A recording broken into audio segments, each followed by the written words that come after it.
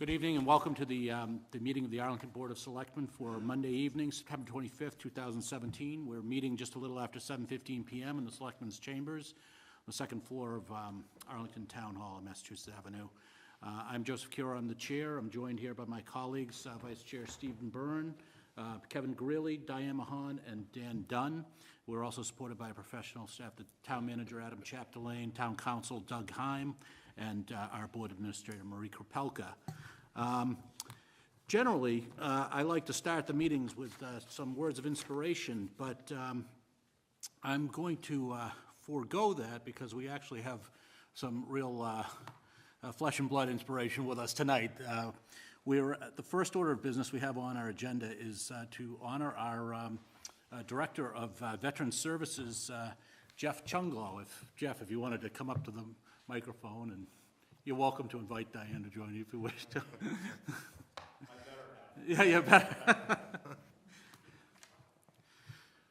For those of you who don't know, Jeff has been with the town of Arlington for a few years now as our, what do we have? We have about 3 years of three. Little over three. A little over 3 years as our Director of Veteran Services, and he has truly helped many Arlingtonians in need of services, and helped us also to really revive our services, and as well as our the way in which we honor our veterans in town by enacting a Veterans Council, staffing that with quite a number of really committed volunteers, and has really, I think, impressed so many of us, both within the veterans community, within the Health and Human Services departments of our town, and I know he's impressed a lot of us as well. We've had the opportunity to work with you and to see you in action at some of our annual remembrances for Memorial Day and for Veterans Day. Jeff, as many of you may or may not know, has also been serving while he's been acting as our Director of Veteran Services in the United States Navy Reserves, from which he recently retired this summer. Yes.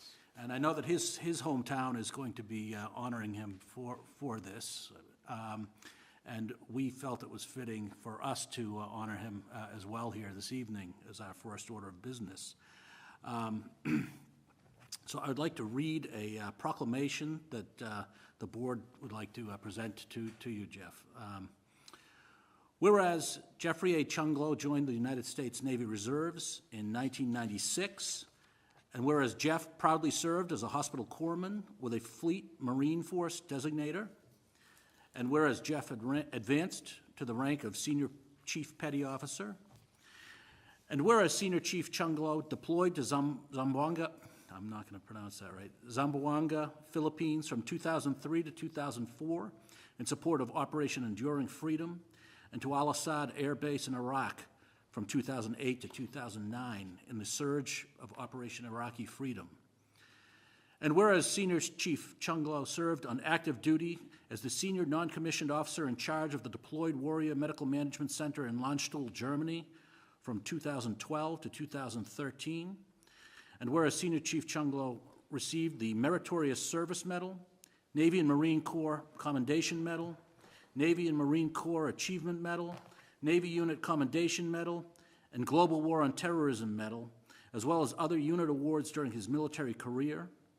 And whereas Senior Chief Chunglo, known affectionately by his comrades as Doc, is retiring from the United States Navy Reserves after 22 honorable years of service with the everlasting support of his wife Diane and his son David. And whereas Jeff continues to tirelessly serve veterans and their dependents as Arlington's Director of Veteran Services and as President of the Massachusetts Veteran Service Officers Association, now therefore be it resolved that we, the members of the Board of Selectmen, do hereby proclaim September 25th to be Jeffrey Chunglo Day in the town of Arlington, and thank him for his exemplary service as both a member of the United States Navy and an employee of the town of Arlington on behalf of all the town's residents, and it's signed by myself, all of my colleagues, and attested to by Ms. Kropelka, our board administrator, and we're very pleased to present this.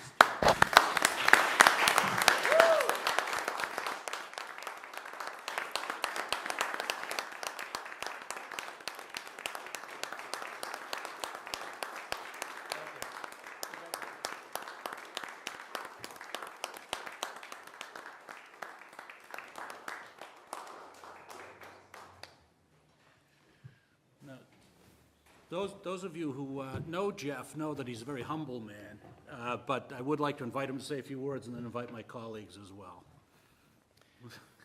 Well, thank you. I owe everything to the woman standing next to me. Yes. My namesake. Yes. So it's easy when you deploy, you know when you have to get up, when you have to eat, where you're going to eat. You don't have to worry about anything except your mission. So when I left, Diane was at home having to handle all the day-to-day affairs, managing the animals, paying the bills, snow, shoveling, you name it. So, so she's been the one that has been able to support me and allow me to do the job that I do. So I want to thank her.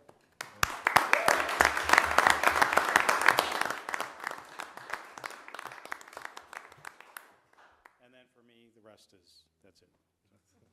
Thank you. Do any of my colleagues wish to? Ms. Mahan?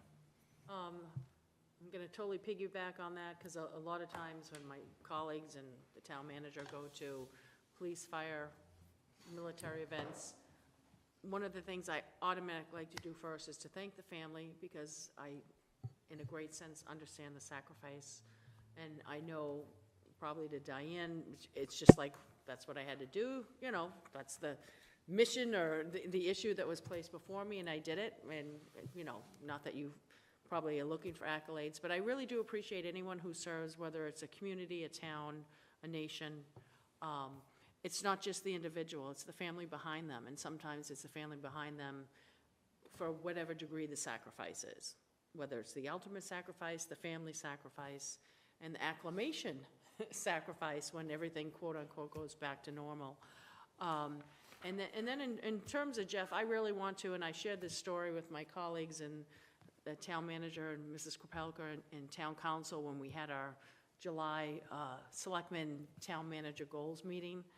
I wanted to highlight, I was up in Market Basket, up in Burlington.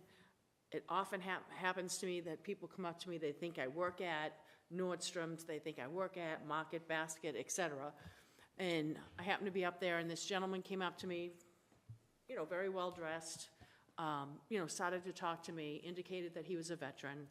I pretty much knew, or absolutely knew, he was not from Arlington, but he definitely was a veteran in crisis, had indicated what his plight was, and he was forthcoming. I never try to, you know, dig in or get anything more, but I also observed, you know, physically in terms of, you know, I look at the, you know, hands and things like that, and he basically said he was a veteran in crisis, that he had gone to his particular town, which was not Arlington or Winchester, to which Jeff is contracted, and he basically said to me that when he contacted the individuals in his hometown, that things kind of got more mired, more in red tape. And I said to this individual, you know, can I get your name and number? I'd like to contact our veteran service director. You know, at the very least, he can, you know, maybe kind of cut through some of the red tape or something else. And at first he was a little hesitant because he's like, when I've done that, it's gotten even worse. And what I did was I emailed and left a voicemail and hadn't even spoken directly with Jeff, relayed the specifics of this individual. I think it took him like 4 or 5 weeks to call him, and I don't know if you want to go into any of the follow-up that you did for him, but he definitely was someone. He's on the right path. He's on the right path. I mean, Jeff went really outside the box, and my thing that I was fearful of, and when I contacted the town manager, he said, no, it's okay. I said, I hope I didn't get, you know, Mr. Chunglo in trouble, because it's not quote unquote, as far as I understand, an Arlington resident, but it is a veteran, and it was a veteran in crisis. And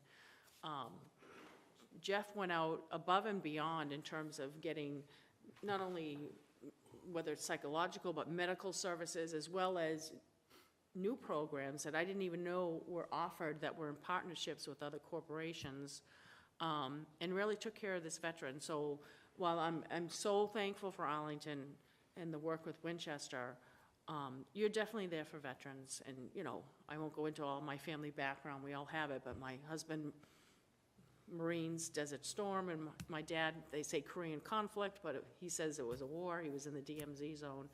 So I get that, but I really get in terms of, you know, Diane supporting you as, for you to do the extra things that you need to do. You have a job and you get it done, but then there's some other things that you really don't have to do. And I'm so grateful that you were able to kind of herald this individual through.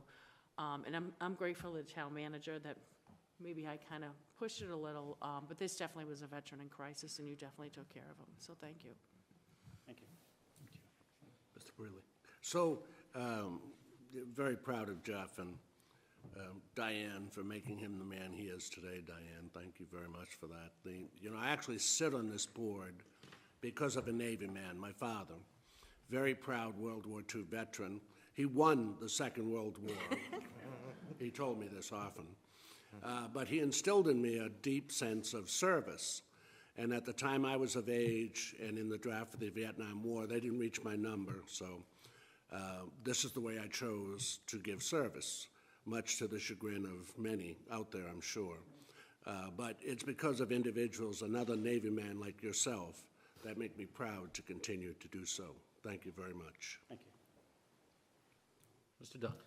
It's the Navy's loss that you retired, but it was our gain when you came here 3 years ago. Thank you very much for your service, and thank you for what you do here. Thank you. You know, I think there's not a whole lot left to say, but congratulations, and we're very lucky to have you here in Arlington. Thank you. Thank you.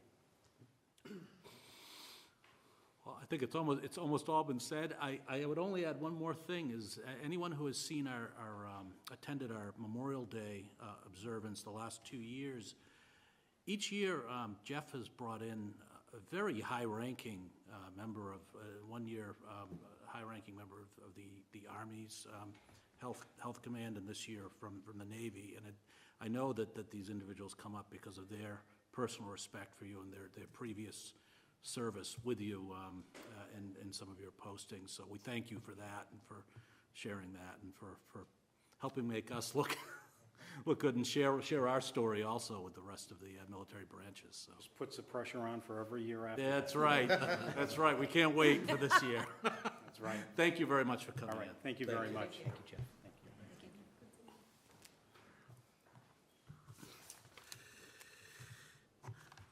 Okay.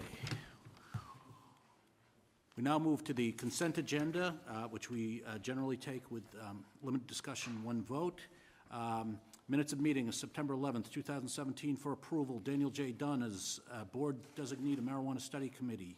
Joseph A. Curo, Jr. Chair. For approval, Lions Club iMobile at Town Hall, Saturday, 10/28/17, 9 a.m. to 4 p.m. David Garrity, Secretary, Arlington Lions Club. For approval, AHS All Sports Boosters Club, 5K Turkey Trot. Kirsten Merlino, AHS Athletic Trainer. For approval, Sandwich Board for Bishop School, PTO, Pumpkin Sale.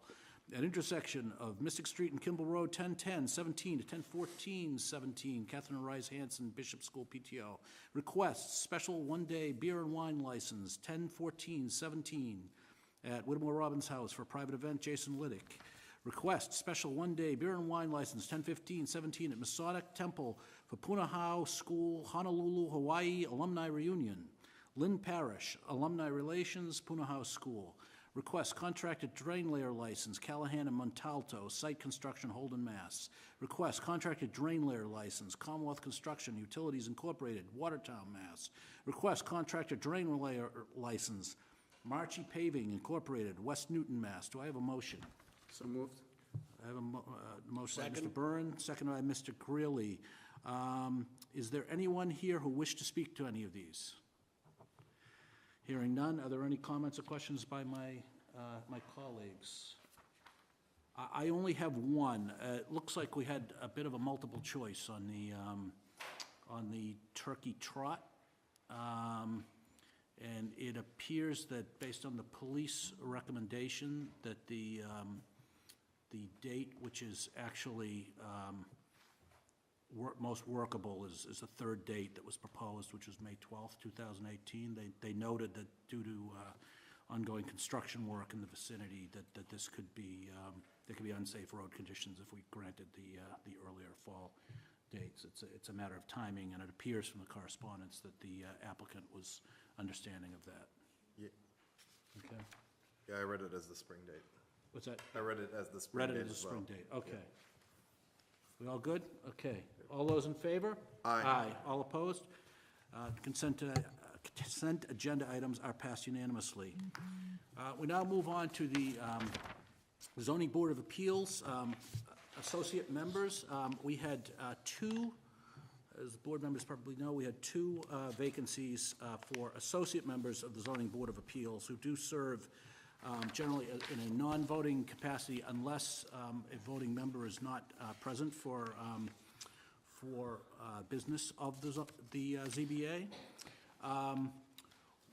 We posted for this, and we had 5 applicants for 2 positions that are available. I met, assisted by Mr. Quinn, who is the chair of the ZBA, by Ashley Marr from our office, who also supports the ZBA administratively, and Ms. Kropelka as well. We met and we spoke with 4 of the applicants. One of them I spoke with by telephone directly. It's a difficult choice. We had all very qualified applicants who came forward with an interest. I know that one thing that, and it's a tough choice for me to bring forward the nominations. I know that one thing that we have tried to do as a board in the past is to try to balance some of the types of experience that people bring to the table, that board members bring to the table. We seem to have actually a lot of interest on the part of folks from the legal profession and serving on this board, and it's understandable. But that was one thing that we were looking for, was a little bit of balance there. So I'm happy to bring forward to you two nominees. I believe one of the nominees, I don't think I see him. Is he here? Is Mr. Mills here? Mr. Mills is not here. If Mr. Mills is not here, we will put it on the agenda for him to meet us and be voted on next time. I do see Mr. Hanlon here. I'm putting forward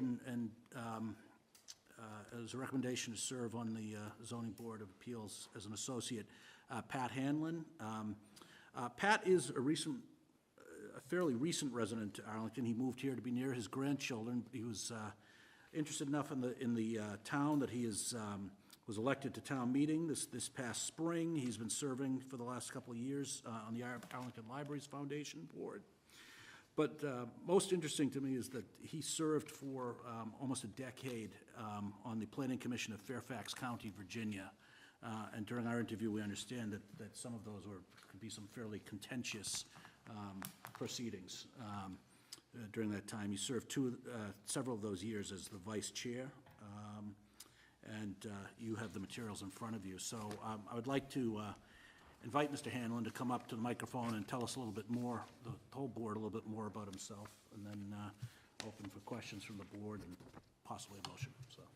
Okay, well, it turns out that I spent most of my career in the Washington, D.C. area in Northern Virginia.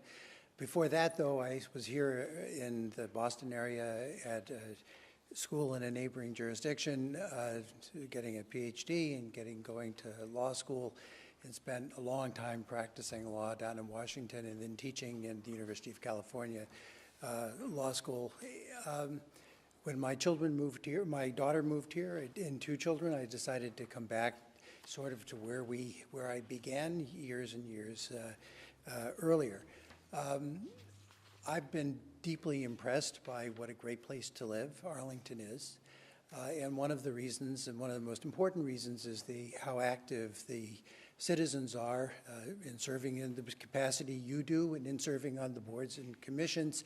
And I had aspired right from the very beginning to try to contribute to this community, which, while it hasn't been the place where I've lived most of the years so far, is very likely to be the place where I live most of the years I have left. And it seemed to me that my combination of the legal background I have and a long-standing interest in land use planning and zoning regulation would be a perfect area for me to try to share with the benefit of whatever the quality is, at least a lot of experience that I've had in the course of the rest of their life. I happen to think that zoning is not boring, which is maybe a minority opinion. It certainly is something that people can get quite excited about. And it's also the mechanism by which we reconcile different interests and we protect communities while being fair to applicants and people who need or want to do the things that they should have a right to do with their property.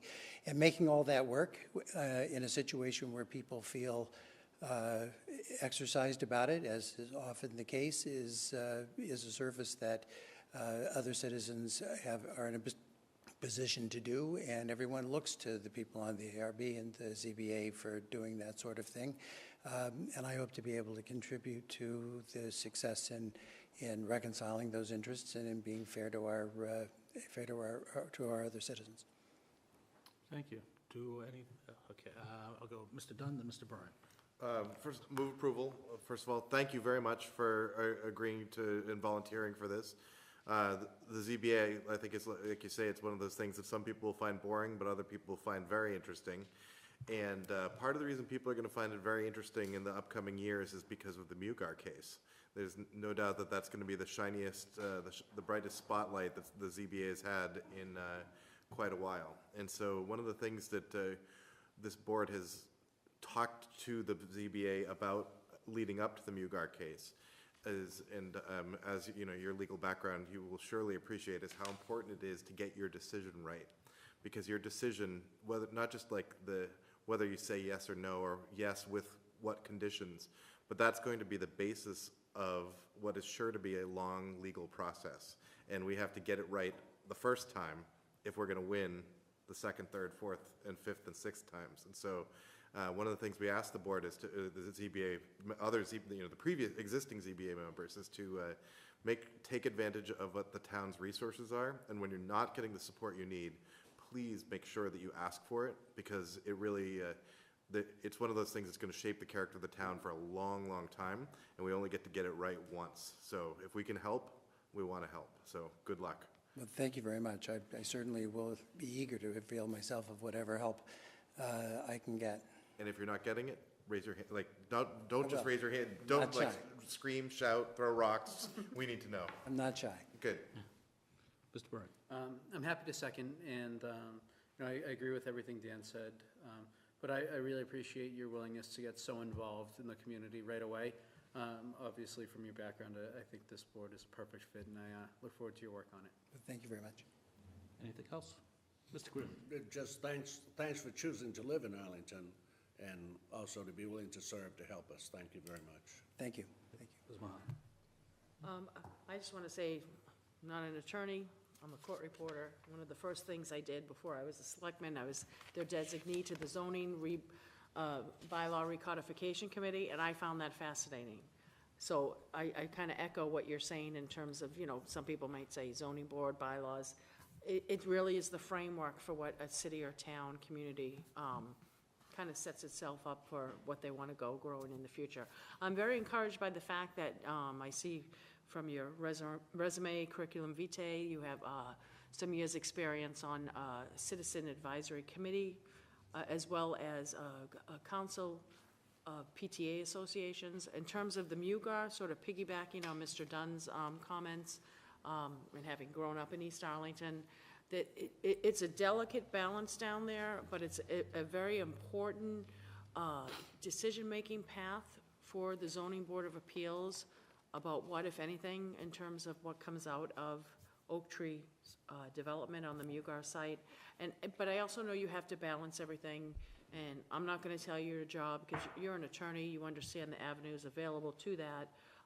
One of the things that the town manager and our town council, Attorney Heim, has always availed itself to the Zoning Board of Appeals is we also have outside counsel, which you're probably familiar with. I think it's Attorney Whidden. That also is a resource to you, because I really feel if we pick 3 really important issues that are going to shape Arlington in the next 25 plus years, it's going to be what does or does not happen on that parcel. So I really appreciate, God bless you for coming out with your kids and grandkids. I have 2 grandsons myself. But you're really taking on, especially with this issue alone, a Herculean task.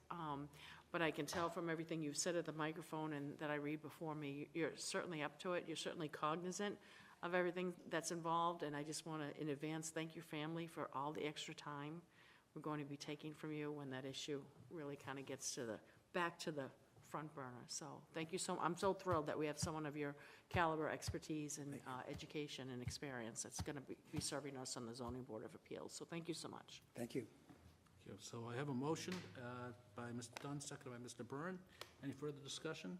Hearing none. All those in favor? Aye. All opposed? Thank you, sir. Excellent. Thank you so much. Thank you. Thank you so much. I understand that the other nominee was trying to make it here.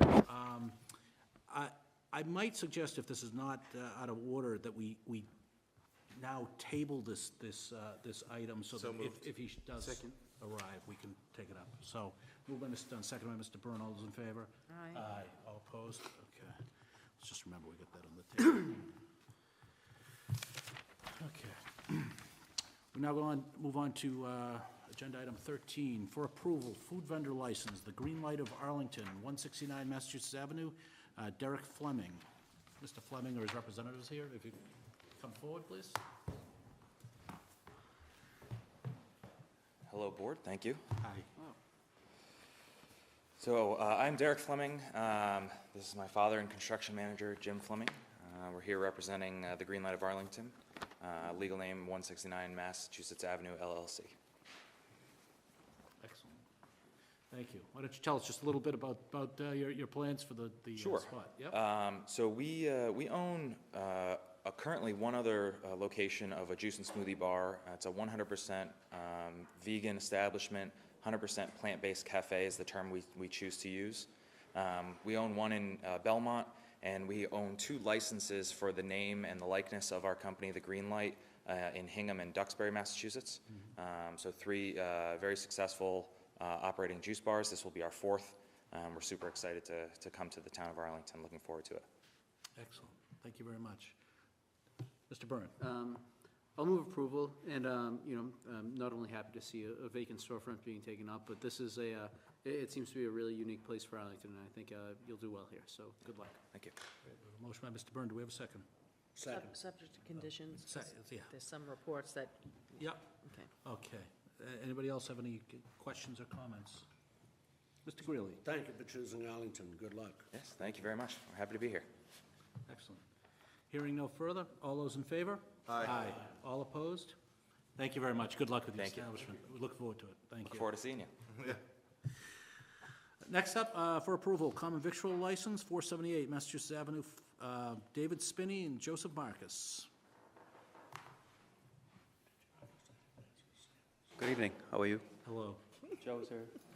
It's for Papa's Hi, 2. my name's is the David name, Spinney. correct? I'm Joseph Joe Marcus. How are you? Hi, how are you? And we're here to discuss the opening of our restaurant at 478 Mass Ave. It's a great opportunity for us to be in the city of Arlington. We're excited about it. Joe's had a lot of experience running a seafood, lobster business in the past, and we're looking to bring it to the neighborhood and really looking forward to doing some great things. Joe can tell you a little bit about some of the menu that he's offered in the past. So everybody stay seated. Yeah. We're actually going to have anywhere from 1.5 pound to 7 pound baked stuffed lobsters and steamed lobsters. We'll have an over-the-top stuffing that will actually have caviar on it.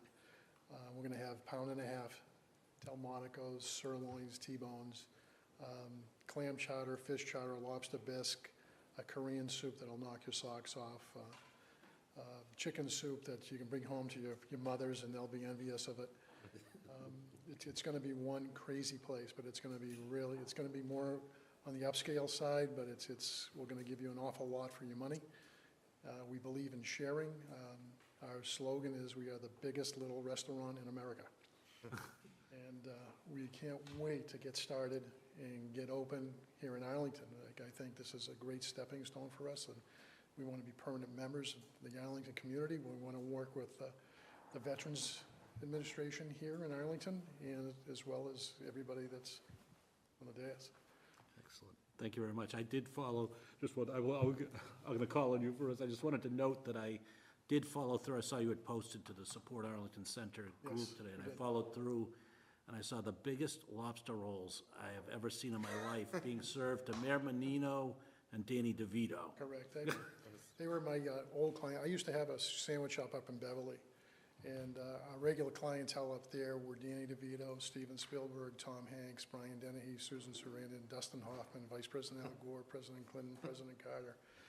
Oh, my God. Could the you list name goes on. drop a little, please? Oh, no, it's great. We God can't wait to bless get you. started. This is going to be. These lobster rolls are like the size of my leg, so it's like, Yeah, the one you Oy see. vey, oy vey. I can't wait. Mr. Greeley? Well, first of all, move approval, subject to conditions. Second. And as my colleagues will notice, on the last license, I did not ask for samples Samples. on the juice bar. I actually did notice Hello. that. I did notice that, Mr. Greeley. Do we have samples here this evening, sir? No, we don't. It would help me to No, we decide don't. to support you. Thank you very much for choosing Arlington. Best of luck. Oh, we can't wait. This is very, very exciting for us. We have a motion by Mr. Greeley. Do we have a second? Second. Second by Ms. And Mahan. I want to say welcome. I'm not a lobster or something, but everyone else in my family is. And just sort of a little aside, it's no big thing, but since it already seems like you're a mess in the community, as you know, Arlington is a town and not a Yes, I'm sorry, city. yes, I apologize. No, and I don't mean to call you out on that, but I just want to, like, Yeah. reprogram or whatever in terms of that, because we're a very proud town. We're probably the smallest little city is a big town, or whatever you want to say.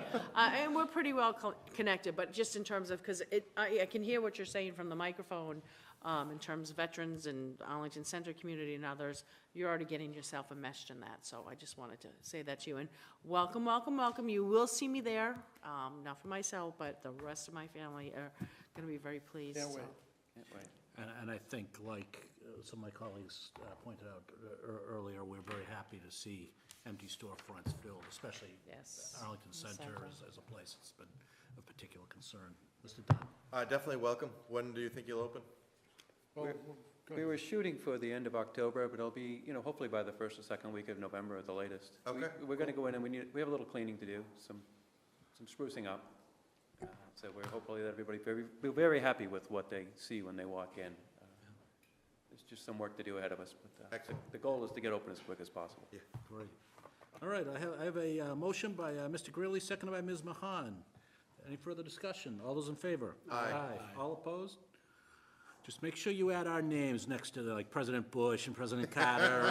Hey, problem. We'll start a whole new list. All right, very good. Thank you Thank very you much. very Welcome to much. Arlington. Thank you very much. We'll see you soon. Okay. Next up, we have for approval, draft liquor license, suspension decision, Alexander Liquor suspension decision. Mr. Heim. Thank you, Mr. Chairman. Thank you, members of the board. What's been put in front of the Board of Selectmen is a draft decision reflecting this board's decision on reconsideration of their initial decision to revoke the license in question. This has been an extraordinary process in terms of the attention that the board has paid to this after an initial hearing. I want to thank the board for its careful consideration of all of these options.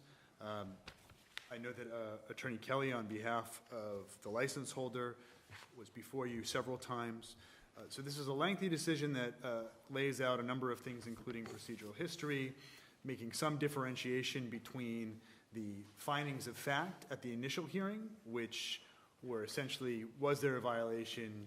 Yes, this is the nature of the violation, and the subsequent discussion on reconsideration. I think I've done my best to balance the board's lengthy discussion over several hearings of this, but if there's anything the board would like to have adjusted, please let me know. I want to note that there are a number of things that the license holder has reported that they've already done that are conditions on the license that this board is likely about to approve, and that one of the pieces is item number 16 tonight, change of manager. So unless the board has any questions, I think the decision more or less speaks for itself, and I'd ask for your approval and endorsement. Move approval. Second. Moved by Ms. Mahan, seconded by Mr. Greeley. Is there any further discussion or questions? None? Oh, Mr. I Byrne. just want to thank Doug for all his work on this. I know this was a long and drawn-out process. I think we ended at the right place, and I know this wasn't easy on you, so thank you. Thank you, Mr. Byrne. Yes. Thank you, and thank you to our colleagues for all the time that we all put into Okay, I have a motion on the floor, seconded. All those in favor? Aye. All opposed? Thank you. We now move on to item number 16 for approval. All alcohol package store change of manager, Alexander Liquors, 94B Summer Street. Attorney William Kelly, and Abdul Haq Al-Fatihi, formerly Alex Kushnierski. So, Good evening, Mr. Chairman, and through you to the members of the board. Thank you. Bill Kelly, I'm an attorney with the firm of counsel to the firm of Considine and Fury in Boston. With me tonight is Alexander Kushnierski, who's appeared before you in the recent past, as well as the proposed new license manager, Abdel El-Fahidi. And I apologize, I've tortured his name several times. More to come tonight, I fear. You should have in front of you the application package that was filed electronically, vote of the Board of Directors, the ABCC application forms. We submitted a Corey release form.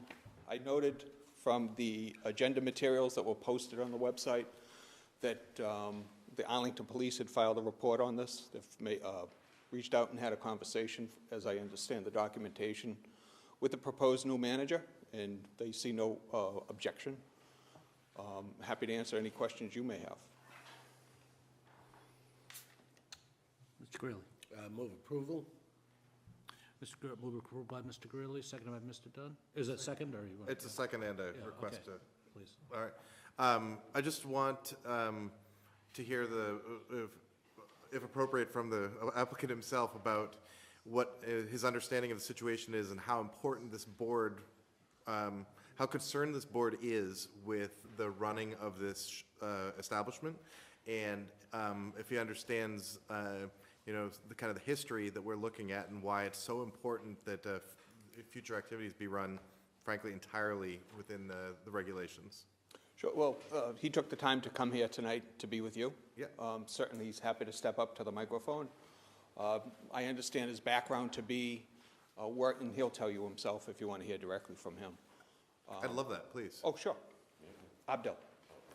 Please. How you doing, everyone? Hi. Okay, my name is Abdul Haq Fatihi, and I'm gonna try to be the manager for Arlington Liquor. And I know the history for Arlington Liquor, and because I was working in Medford location, I've been working for 11 years, and we never have any problem. So we try always to go with the rules. I know what happened there, and we try to fix the problem, and we're gonna try to make sure everything runs good. Okay. So I just want to impress on you that in the last couple of years, there have been 3 different times where Arlington Liquors has sold or has been selling things to people who are not of legal age for what they're both tobacco and alcohol. And it is part of the suspension that we just voted on for the store includes a number of conditions, and it's very important that that you take those to heart and understand that it's very important to us that these be followed. And I don't have any other way to say it other than this is resting on you now, because the job hasn't been getting done, and everyone here is counting on you to get it done. Absolutely. We get already a machine to check everyone ID. Before we wasn't having the machine, but now we have it, and we make sure that we check everyone that's get in, and we try to purchase alcohol or cigarette. So that's how we do it. So no one can be not being carded. Thank you. Okay. Thank you. Do we have any further questions? Ms. Mahan?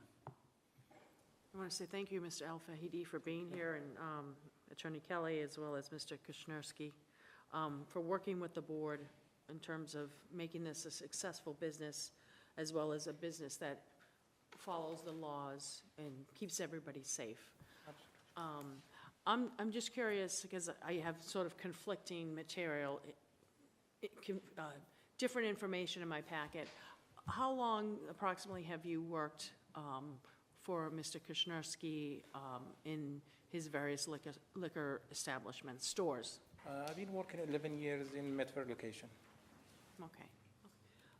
And I only ask that because the information that was provided said since '09. And it's no, in the application for a change of manager, it indicates that since May 2009 to present, manager supervisor of Alexander Liquors at Salem Street in Medford, Mass.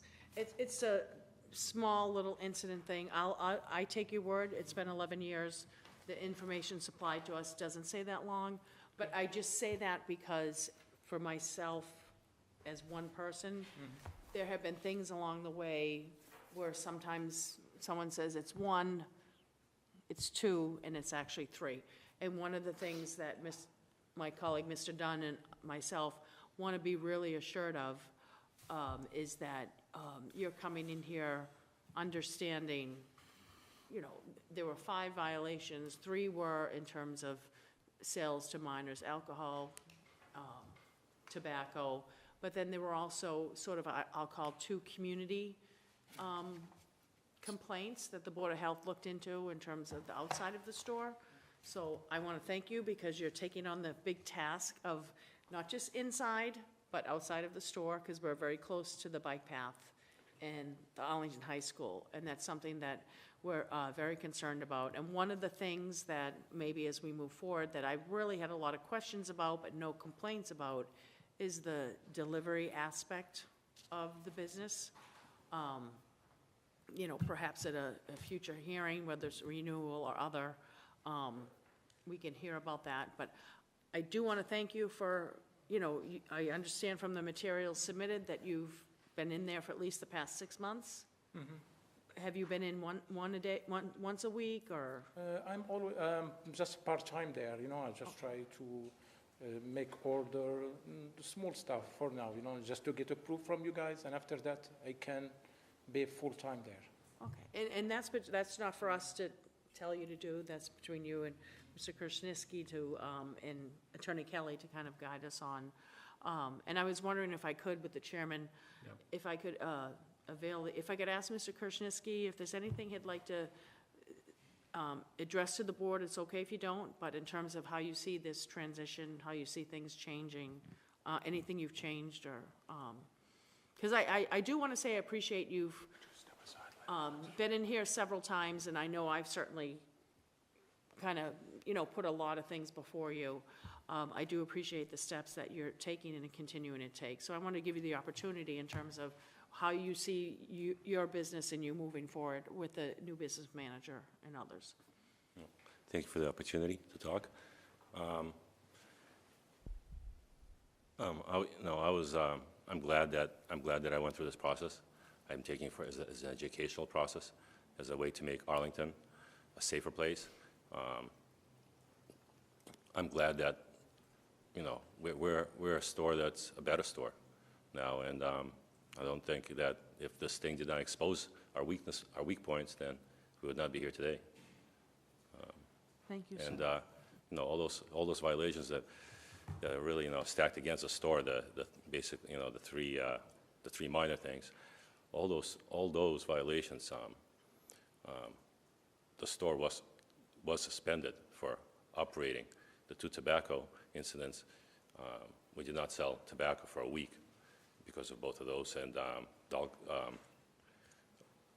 the one that was in November with the possession, we violated our probation. We served our 5-day suspension, and you know, I think this whole process was educational, and that was the point of everything.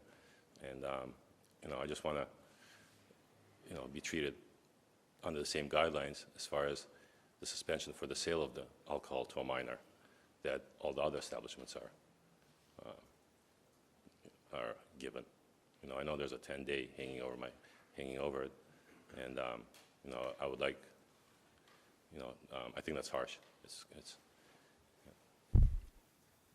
Yeah, just to be clear, we're only discussing here the change of managers, so I'm afraid we have already voted and finalized the decision on the penalties. So this is actually, we're on a separate agenda item right now. Yeah. So. And I agree, and I believe you're the first that's sold to a minor, but thank you so much for your remarks, and I know we have that on the record, correct? Thank you. Any other questions by anybody? I have just one question for Mr. Al-Fatihi. You've been serving as the manager and supervisor over in Medford? Correct, yes. So are you giving that up to come over to Arlington, or are you serving as manager in both locations? No, I'm going to give up Medford. Okay. I'm going to try to be in Arlington full-timer there. Okay. Yes. Okay. Thank you. Thank you. Okay, so we had a motion on the table. I didn't catch who made the motion. Did we have a motion? Yes, I believe I moved to Mr. Greeley? Dan, second. Seconded by Mr. Dunn, I'm sorry. Okay, we have a motion on the table by Mr. Greeley, seconded by Mr. Dunn. You all set? Oh, yes. Yeah, okay. Any further discussion? All those in favor? Aye. Aye. All opposed? Okay. Thank you very much. Thank you. Good luck. Consideration. We now move on to Citizens Open Forum. Except in unusual circumstances, any matter presented for consideration of the board shall neither be acted upon nor a decision made the night of the presentation. In accordance with the policy under which the open forum was established, it should be noted there is a 3-minute time limit to present a concern or request. And we did have a sign-in out there. I think I saw one. Was there one name? Jim Muncy. Oh, Jim Muncy. All right, Jim Muncy, come on up and identify yourself and Good evening, all. This will be very light and quick, so no more seriousness for me. Back in June, one of the other hats I wear as the president of our condo association was to oversee the repaving of our parking lot. We have 52 spaces. And trying to get those cars out on the street overnight for a couple of nights was a challenge. Part of that was getting the permits for overnight parking on the side streets. This lady did a fabulous job. It's the only reason I'm here tonight, is to thank her for her great timely work. We had weather delays, everything had to be rerouted and rechanged, and she went along with the flow. And I just think you need to know how good she is. That's it. Thank you very much. Thank You're welcome. Thank you for doing that. Jim. we do know, but we learn new things every single week, it seems like. Yes, it is. Thank you, Jim. Thank you. Thank you so much. And thank you, Ms. Kropelka. With the eye roll. Oy Eye vey. roll, yeah. Okay, moving on. Agenda item number 17, for approval, Transportation Advisory Committee recommendations. Lowell Street at, I guess we're taking these as two different items. So first, we'll take Lowell Street at Arlington Reservoir. Jeff Maxtudis and Jeanette Rebecki. Oh, you presenting for both? I'm going to do both of them, yes. Okay, Mr. Muse is going to present both. And the second item is traffic and parking changes due to relocation of Leslie Ellis School. Mr. Muse. Yes, my name is Howard Muse. I'm Chair of the Arlington Transportation Advisory Committee. The first item is about Lowell Street in front of the reservoir and the beach area there. We had done some look at that area. The residents in the area were concerned about, particularly about people trying to cross the street to get to the reservoir, especially in the summertime, but it is a year-round attraction for people walking and so forth. And we did take some initial action in terms of making sure the proper signage was in for the crosswalks, advanced warning signs at the crosswalk, make sure all the markings were okay. Following that, previous to that, we had done some speed observations along there and found traffic moving along at a pretty good clip through there compared to the 30-mile-an-hour speed limit. After all this was done, that situation improved in one direction and got a little bit worse in another direction. So we took a harder look at coming up with some infrastructure improvements that might help us control that a little better and provide greater protection for the pedestrians crossing the street.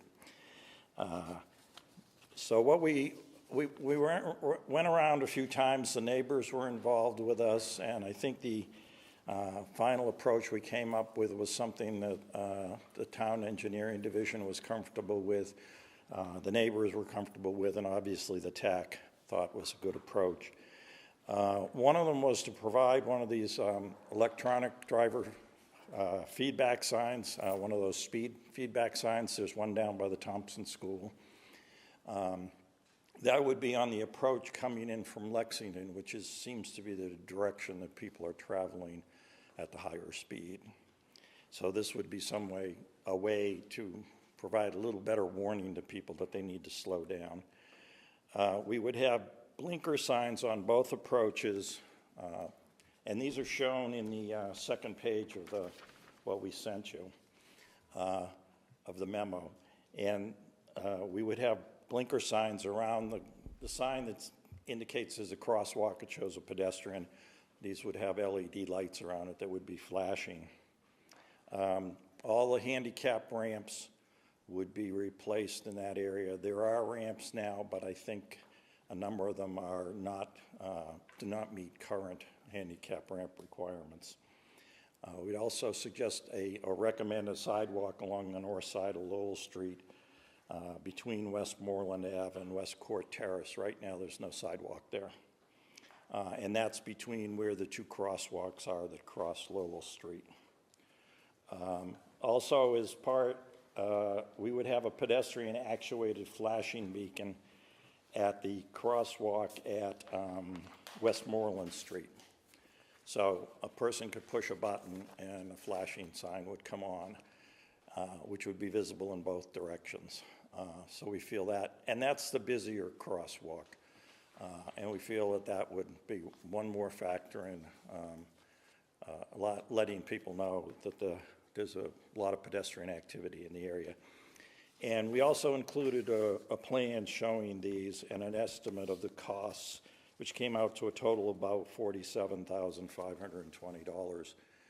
Now, the town staff has included this project in a list of projects that were provided to the state as possible projects for Complete Streets money. The first project was the Gray Street project, which I believe is completely wrapped up this summer. And so with that wrapped up and all that money spent, the town is now in a position to reapply for another project.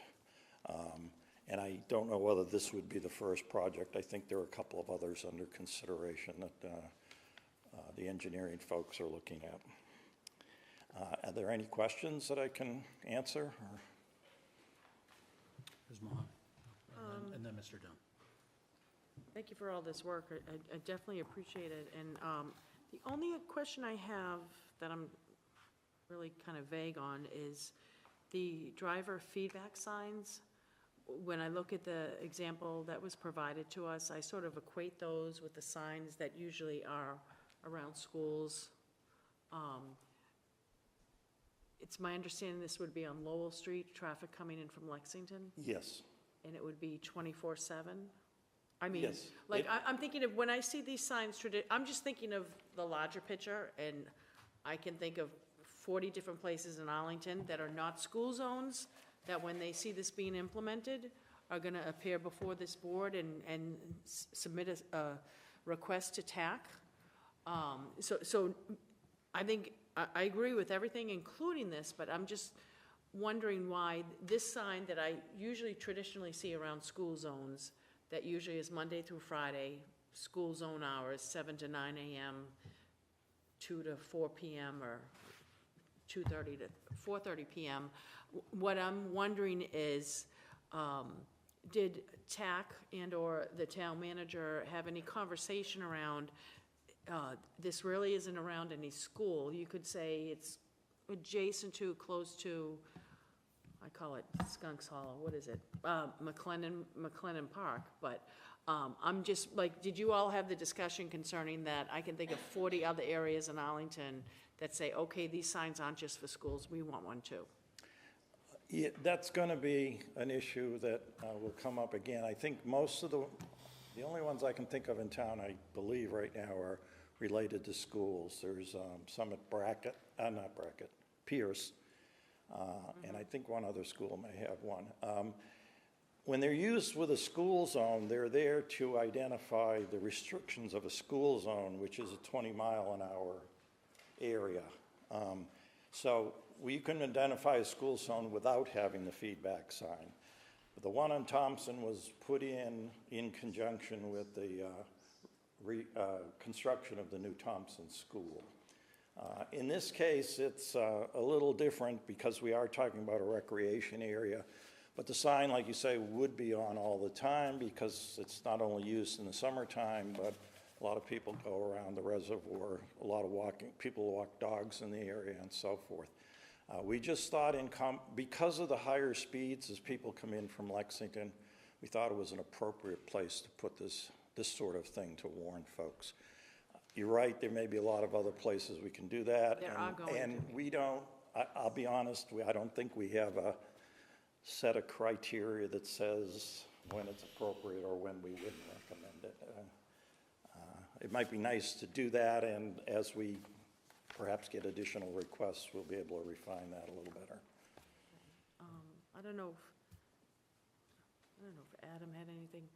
I'm okay with this, but my thing is, are we going to be able, in other areas where they have high 35, 40 mile per hour traffic that is not adjacent to a school, but is sort of a busy roadway, that we're going to be able to follow suit with that? Or, I mean, I don't know how much of a cost item this is, So, or what the policy is. may I, If could, Mr. Chair? So on the sketch provided by the committee, the estimate for this, but just this sign is $5,300. So I think you are absolutely right that with the board's approval tonight, that would open many further discussions about where these signs may be appropriate in town. I do think Howard's right that there is sort of a combination of unique circumstances here with a higher speed road immediately adjacent to the entrance to a recreational area, a well-used recreation area. That said, I think the board votes in approval tonight.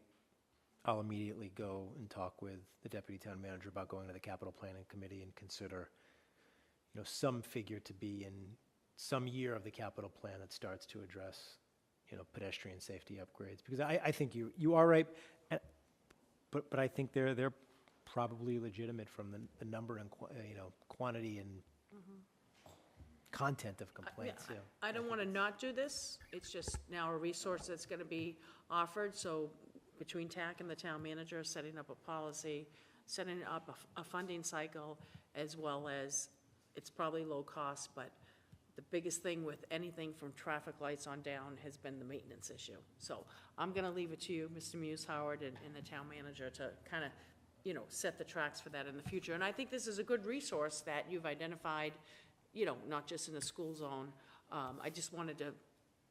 Right. Yeah. One thing I want. God bless you. I'm not trying to. Another thing is about traffic coming in from Lexington, and I'm not sure I have it completely right, but I believe you're also coming around a curve as you come in to the reservoir area. So again, that's not only the higher speed, but the situation where you come around a curve and the reservoir is there. So I think that was important. The other thing is, when we discussed this in the committee meeting, the representative from engineering said that this would not have to be, it could be done through Complete Streets, but if that didn't work, parts of it could be done. It doesn't have to be all done at once. For example, the sign is not, that can be done at a different time from when sidewalks or ramps are put in. So as various parts of their budget allow, like from doing sidewalks or doing ramps, various pieces could be put in so that you don't have to wait to have the whole project done at once. Thank you. Thank you, Mr. Chairman. Thank you. Okay, I had Mr. Dunn, then Mr. Byrne, then Mr. Grilli. I'll hold off, thank you. Okay, Mr. Byrne. Thanks. Thank you, Howard. And I just want to note in response to Ms. Mahan's comment that I'm not worried about this setting a precedence per se. I think that, based on the work that TAC has done, they really looked into the data behind this recommendation. It's next to the reservoir, and I'm comfortable with this signage being dealt with on a case-by-case basis by this board. I think there's, a really, good reason for this recommendation, and I'm happy to move forward, and I'm happy to have a debate with, a discussion with future neighborhoods or streets that want to consider this as well. Okay, and I just want to apologize if I miscommunicated. I didn't say I had any concerns or I was worried about it. I just wanted to make sure. Yeah, no, and I'm just saying why I am. I'm sorry, I took that as a critique. I apologize. Greeley? Yeah, I'm not, I wanted to move approval, and then we refer it to the manager to figure out how to do it. Second. May I, Mr. Do you need Chair? more? If the board would consider approving the concept subject to the availability of funding, I Yeah. think that might give us the flexibility That's to, my intent. whether it be complete streets, capital plan, or a combination of the two. And that'll still be my second. Okay. I guess, oh, Mr. Dunn. Sorry, Go ahead. I apologize, Mr. Kira. So I agree that with Mrs. Mahan that a framework makes sense. I will also say, it feels, and you can correct me if I'm wrong, but it feels like the speed readings on this road are higher than a lot of the other ones like the reports that you've sent along. Yes, I mean, if you look at, for example, around a lot of the schools, they're inside neighborhoods, and I don't think you have speeds as high as this, although you are asking people to slow down to 20 miles an hour. So yes, I think this is a different Lowell Street is a major corridor from the west, to and from the west. I think, so I agree with Mrs. Mahan about the framework, but I also think that this is going to pass whatever the framework is, because my instinct is a lot of times when we get residents who talk about high speeds on the road, you evaluate it and you say, you know, your 85% number is actually in line, and yes, you do have some people who are speeding, but most of the time, whereas this 85% number was 39 or whatever, which is just, you know, way out there. I know that you've just, I've had some conversations with one of the Lexington Selectmen and a little bit of correspondence with their town manager, and they are working on changing the speed on their end there, but I think that's actually a statutory road for them. So the selectmen can't make the change, but they're at least, I don't know how quickly they're gonna move on it, but they're at least aware of it, and they agree, you know, it's worth looking at. So I will be happy to support the motion. That actually leads to a question that I had on this. And I admit, I didn't go down and look at the signage now, but according to the memo, it says that Lowell Street is actually a 30-mile-per-hour posted speed limit. That's correct. It overrides the 25-mile-per-hour. I beg your pardon? It's posted, so it overrides. Yes, that's correct. 25-mile-per-hour. And so I guess my question is, it looks like the, you know, once the advisory sign is installed, that's going to be very close to the Lexington line, and I assume that right on that line, we must have a 30-mile-per-hour posted statutory. 35. Yeah, it's actually, 35. it's even worse, because in 35. Lexington, it goes like, it goes 30, 35, 30 again. So it's like, they actually, like, that little stretch of road has, especially on the Lexington side, has 3 different speeds. Different signs. But I'm actually even just talking about the signs at the line when you come in, so. Oh, sorry, I misunderstood. At the line, presumably, there's a 30-mile-per-hour statutory posted sign, and then the 25-mile-per-hour advisory sign for the entire town. So I just want to make sure that as we approach this, that we kind of look at how those signs are all installed there, so it's very clear when somebody's trying to process 3 numbers. That was one of the issues that we came up with when we were looking at the 25-mile-an-hour limit. And I honestly don't remember what it's like there, but I know on other approaches, the 25-mile-an-hour sign is basically as close to the town line as we can get. And then the speed limit sign, if it's there, is behind that. So hopefully people will realize the sign says it's 25 unless it's posted, and then they see a posted speed limit. So hopefully there's no confusion as a result of that. Yeah, it'll just be a number of those signs. Oh, like yeah, the old, right. No, I think, I agree with Mr. Kiro in terms of on Route 2A, Summer Street, as you're leaving Arlington, going into Lexington, there's a 30-mile-per-hour sign. The closest 25-mile townwide advisory sign is by the Arlington Reservoir on that street there. So I think I would echo what the chairman has said in terms of once this goes into effect and we have the sign up that shows what your speed is, that on the Arlington side, as you're coming down Summer Street with the park on the right, that 30-mile-per-hour sign probably should be removed. And then the next sign you're going to see on Summer Street, which becomes Lowell Street in Lexington, is the 35-mile-per-hour sign, which we have no jurisdiction over. But I specifically looked at that as I was driving down the road. There's a sign right after you leave McLennan Field, you completely pass it, you're across from Evergreen and the car dealership, Hummer dealership, there's a 30 per mile hour sign. And the closest 25 per mile hour sign townwide is closer to the res, which is parallel to, so. But I agree with the chairman. We Still need want to be a numerical version of Burma Shave commercial. So, okay, we have a motion on the table by Mr. Greeley, seconded by Ms. Mahan. All those in favor? Aye. All opposed? Great, thank you. And now we have traffic and parking changes to the relocation of Leslie Ellis School. Yes, we were also,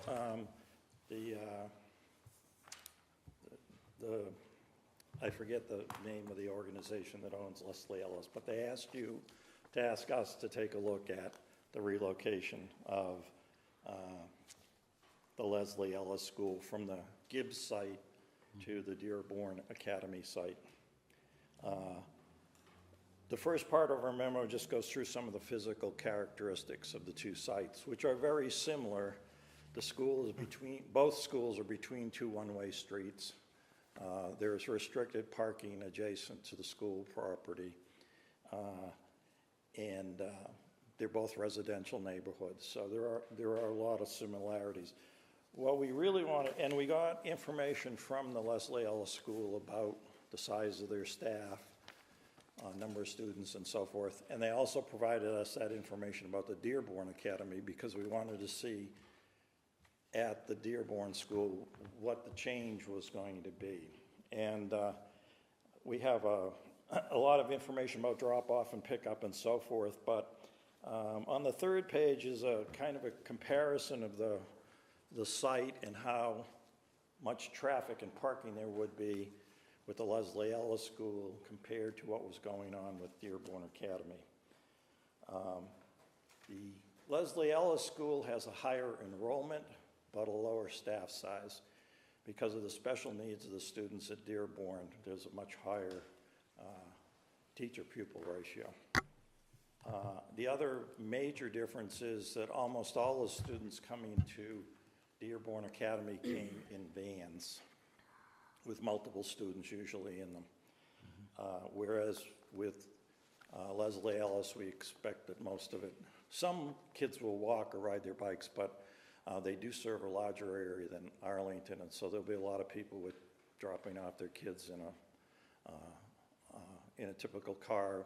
Might have one or two kids if there's some carpooling going on, or they have multiple students in the school. So based on this information, we estimated that parking of staff would decline from about 55 spaces to 31. And when the Dearborn School was there was quite a bit of parking on street throughout the day. There's a parking lot there that has about 23 spaces. At the time we did the study, we couldn't tell you exactly how many because there were no markings. They had been obliterated. So we anticipated a fairly small demand for on-street parking. In contrast, we would see an increase in the number of cars arriving during the peak hour because of the difference between the student body size and the way that they arrive. One of the advantages of the Dearborn site is it has a circular driveway off of Winter Street so that some of the drop-off and pickup can take place off-street. And Dearborn used both Oxford and Winter Street, as Leslie Ellis would also. So recommendations were that if there not continue, I don't want to say there were problems. If they became problems, one of the possibilities would maybe to build a driveway connecting through the property from Winter Street to Oxford Street. There's already a paved area that goes about 3/4 of the way. There's also a grass area on the other side of the building that might provide some possibilities.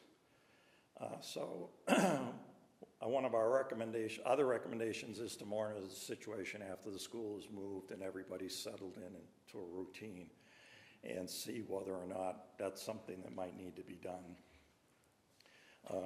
Remind parents who drop off and pick up that there's no parking permitted adjacent to the school.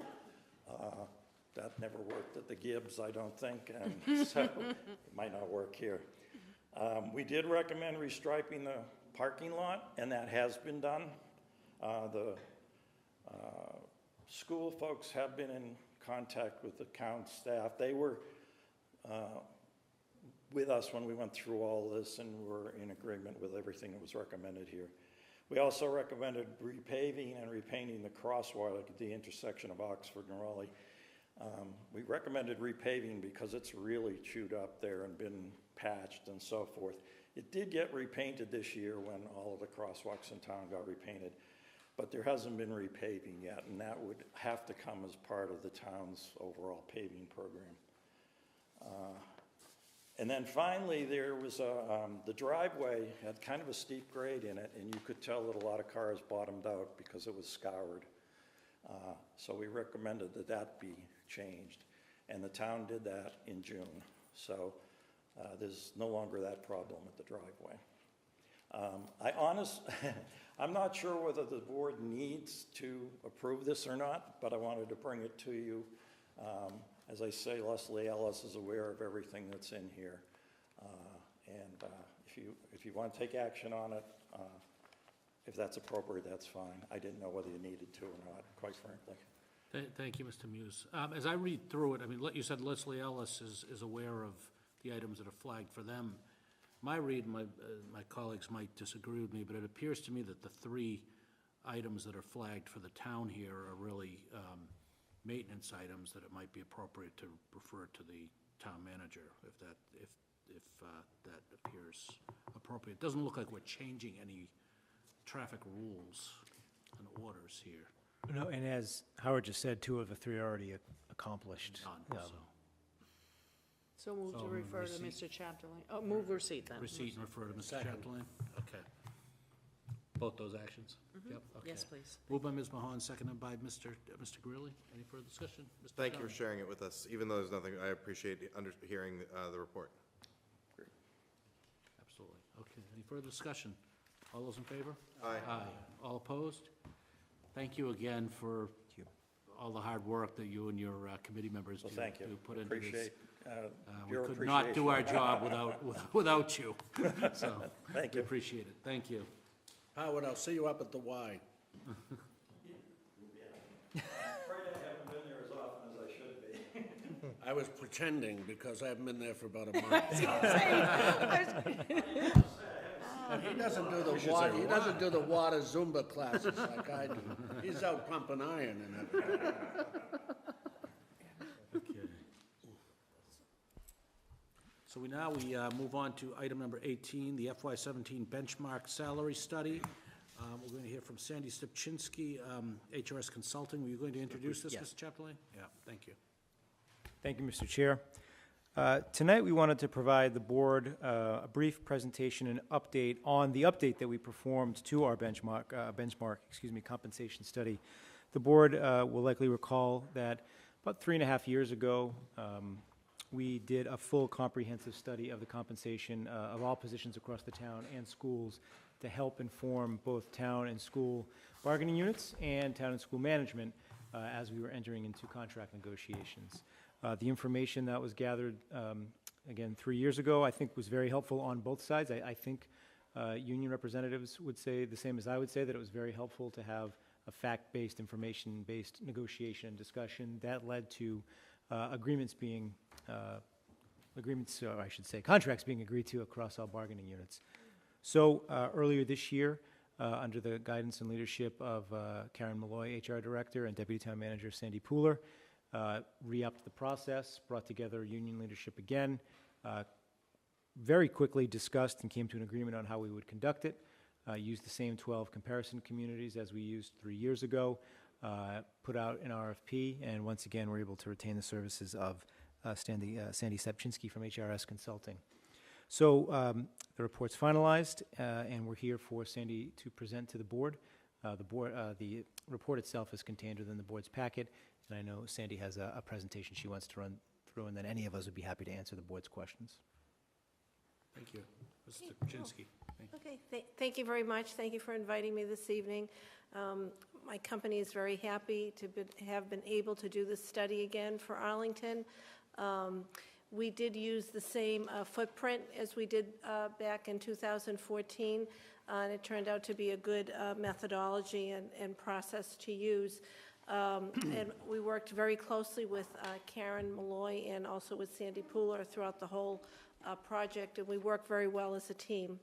So this was a town and school total compensation comparison and benefits comparison analysis survey, if you will. We benchmarked approximately 100 positions, but the purpose of the study was to compare the town of Arlington to the external municipal school labor market, and the scope of this study was shaped by Arlington's interest in understanding total compensation, so not only pay but also pay with benefits.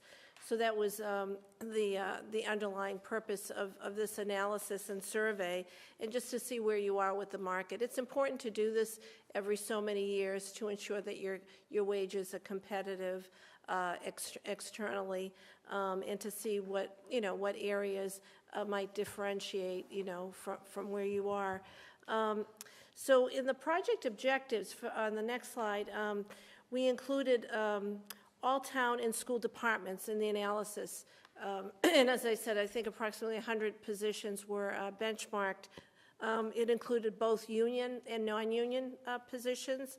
We surveyed the same selected communities that we used before, and which are the benchmark communities for Arlington in the region, and we evaluated the external competitiveness of salary, wages, benefits to the market, and then we showed total compensation pay for public safety positions, which has sometimes other types of compensation beyond the base pay, and we showed the level of pay rates for teachers by educational attainment all the way up to PhD level.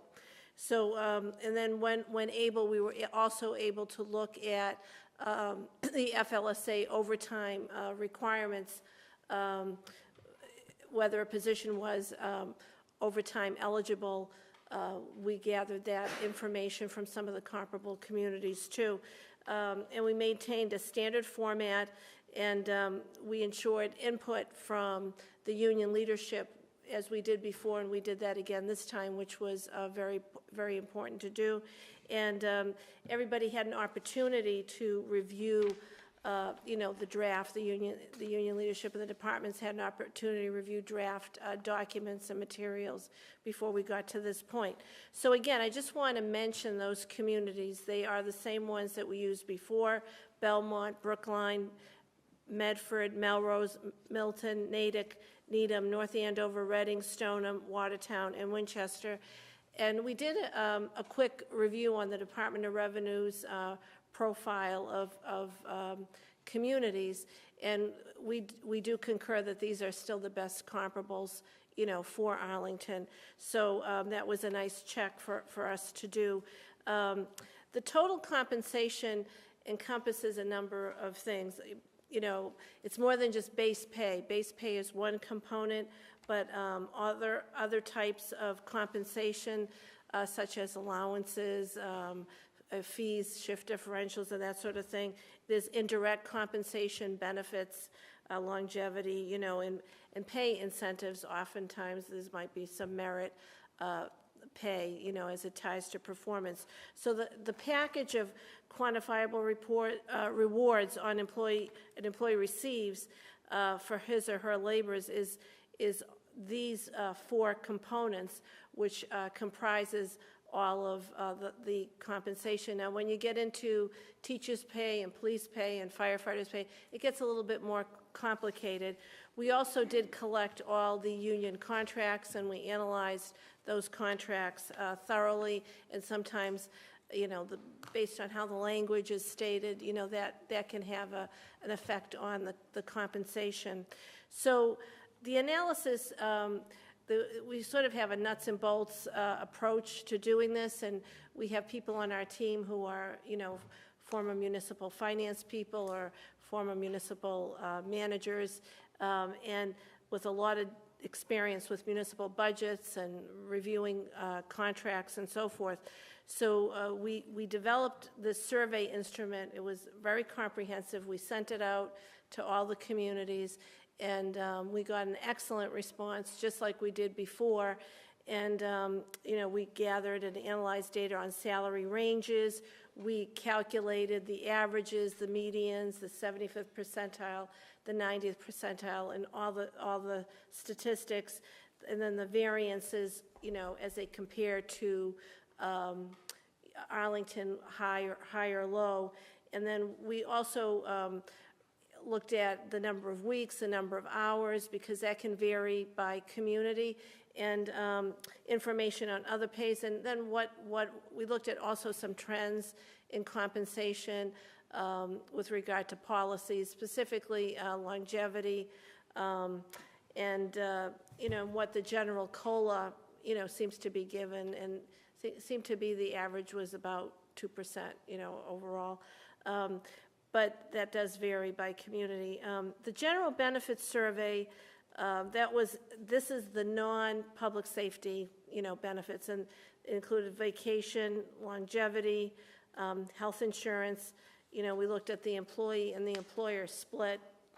To be more specific on the type of compensation, for example, that we looked for fire service, we looked at things such as base wage, but we also looked at EMT stipends, hazardous duty pay, associate's degree pay, night differential, weekend differential, holiday pay, defibrillator pay, longevity, clothing allowance, and other that are applicable across, bargaining units. And then for police service, very much of the same thing again, the education pay for a new hire, longevity, 25 years, night differential, weekend differential, firearms, defibrillator pay, clothing allowance, and so forth. For the teachers, specifically the categories of general compensation, we looked at minimum and maximum pay wage, but their pay systems are somewhat different, and it also follows various levels of education attainment, starting with teacher with the BA minimum, going through all the way up to teacher MA plus 60, then teacher with a PhD. So depending on, they have grades and lanes and steps, and it's a little bit more complicated, and it's based on education. So we received all that information from the communities. The final comments that I have to make is that, overall, your benefit package appears to be strong. Your health insurance cost sharing is very competitive. You seem to be above average on vacation days. Some communities are, though, ahead of you in areas of longevity policies. And that is something new this time around. We noticed that that wasn't the case, I don't think, the last time. And pay is competitive for some positions, but not so for others, which indicates, that there might be a need for a classification update in the future. But I want to just explain, the public safety appears, for the most part, to be competitive this time around, but a lot of your administrative type positions maybe have fallen behind in the market. So it's been, I think, about, 10 years or more since you've had a pay and classification plan. Karen has done a very good job in maintaining and updating your current classification system. But over years, things change, positions change, technology affects positions and how they're structured. Regulations are new or new mandates from the state. So there's sometimes a need to, every so many, 10, 15 years, to look at your total classification plan to determine and to make sure that your internal equity is also appropriate. You've done a really good job with comparing to the external equity of positions. Now you might want to take a look at, the internal equity. And I know there's a new state law in Massachusetts that's coming out next, I think effective July 1, 2018, on pay equity. Massachusetts is the first to have something like this, and I think it will be a trendsetter for the rest of the country. And I'm very proud of our state for having done this. So there is a need, to regularly look at the internal equity of positions as well. So having just given you a very quick overview, you all have the report. I don't know if there's any questions. I'm happy to answer any questions from the board. Thank you. Do we have questions from the board on the presentation? Ms. Mahan? I'm just going to pick one line item. Okay. Just so I understand it. And I'll preface my remarks that Okay. I'm longtime union, not with the town, so just so you know that. Okay. And one of my things is every time, and we're going to be coming to, probably in the near future, another operating override, and every time we go to the voters, we say how poorly paid. This is the first time I haven't seen Framingham as one of the comparable communities, and maybe we took them out because they're a city now, but I know when we go for operating overrides, we speak to our police, fire, and public works are on the lower end, and depending on how you read this. So just so I understand this, I'm just going to pick public safety. Yes. And I understand it reflects the base pay only. For a police officer, you list Arlington and you list, I guess, a high. What page are you on? I am on page 17 of 36. I apologize if I'm reading this correctly on my laptop. And it's public safety, item number 57 on page 17 of 36. It's 15 on the printed copy. Yeah, Oh, I'm 15. sorry. What item is it? It's probably better if you tell me the number of the position. 57. 57, okay, 57. thank you. Mine has it at 14. It's like, All right, it 57. just says, just so I understand this, I'm just picking this because that's the first thing. It says police officer, and then you list, I'm assuming the first column for Arlington for FY 2017, the 53.5 and the 58.9 are high-low? Yes. Okay.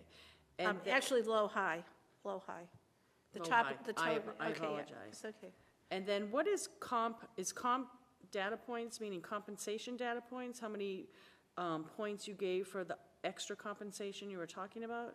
No, that means the number of matches. So that means how many times we were able to hit, how many pieces of data we got for that position. I think for police officer, we probably got a lot. How many of the other communities responded? Yes, how many of the others responded? For that position. Okay. Gave us, shared the information. So that's not germane to Arlington and its police officers. That's, as the chairman has said, how many other communities responded? Yeah, that's all it is. It's just, How could that be? We compared to 12 communities, that totals 21. yeah, let me just look I at think the it's correct. 10. What that means is, it is 11 communities responded. One of those communities probably doesn't have a range for police officer. That's why there is only one Right. data point less from MIN. Right, so, that's right, so these are how many responses we got. So for every position that we surveyed against the comparable communities, and I think there are 12, if I'm. 12. 12. There might have been one, sometimes there might be one or two that do not respond, for whatever reason. And as Adam said, one community probably just reported the actual, and they didn't report the range. So that's why it's off 10 and 11. Yep.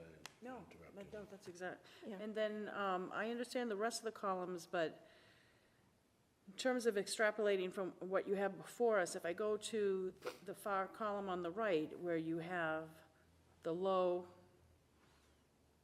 Arlington data regarding average at 7.9% of 10 communities reporting back, and the high of negative 3.8% of 11 communities reporting back, how do you reconcile that? I mean, my thing is, what you're saying is you compared us to 12 other communities, so those numbers could be up to 12, but you have two separate, and I understand it's high and low, and I understand you're saying some may just. We're taking an average, so we look at the percent Arlington data higher, lower than the average.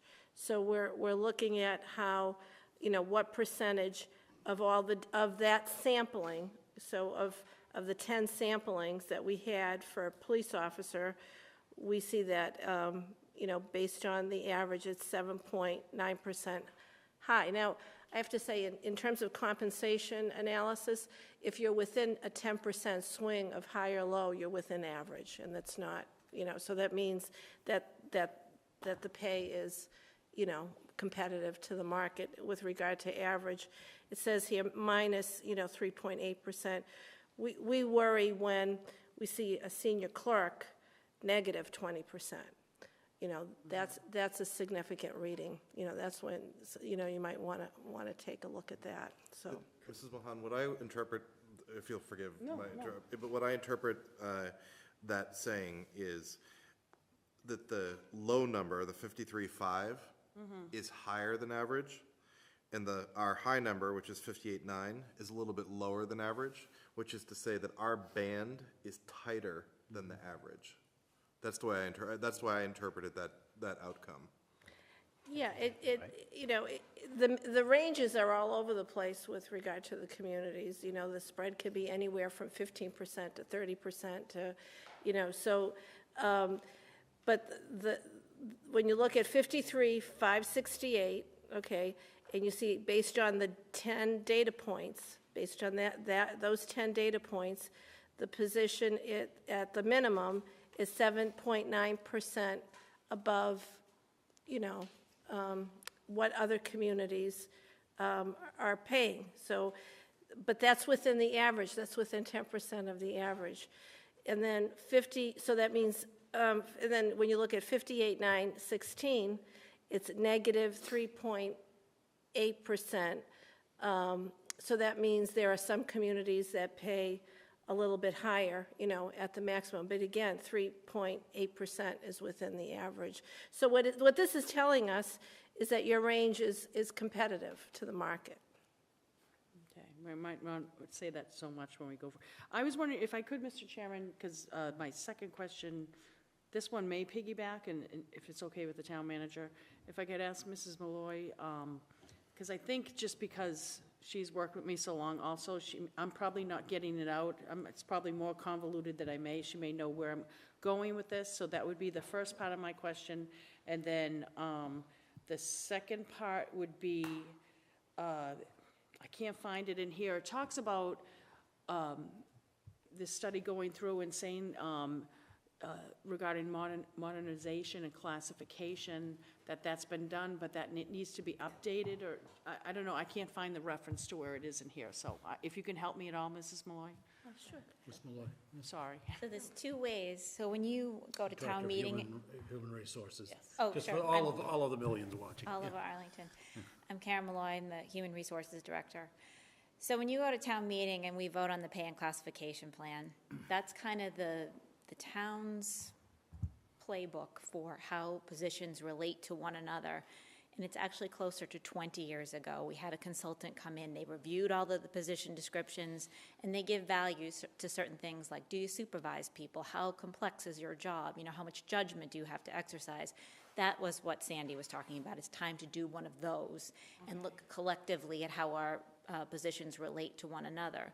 This is more, we're looking at certain titles and we're comparing ourselves to all these other communities. Sandy works hard at trying to make sure that it's an actual match to the position, but it's just a benchmark. It's not a detailed analysis.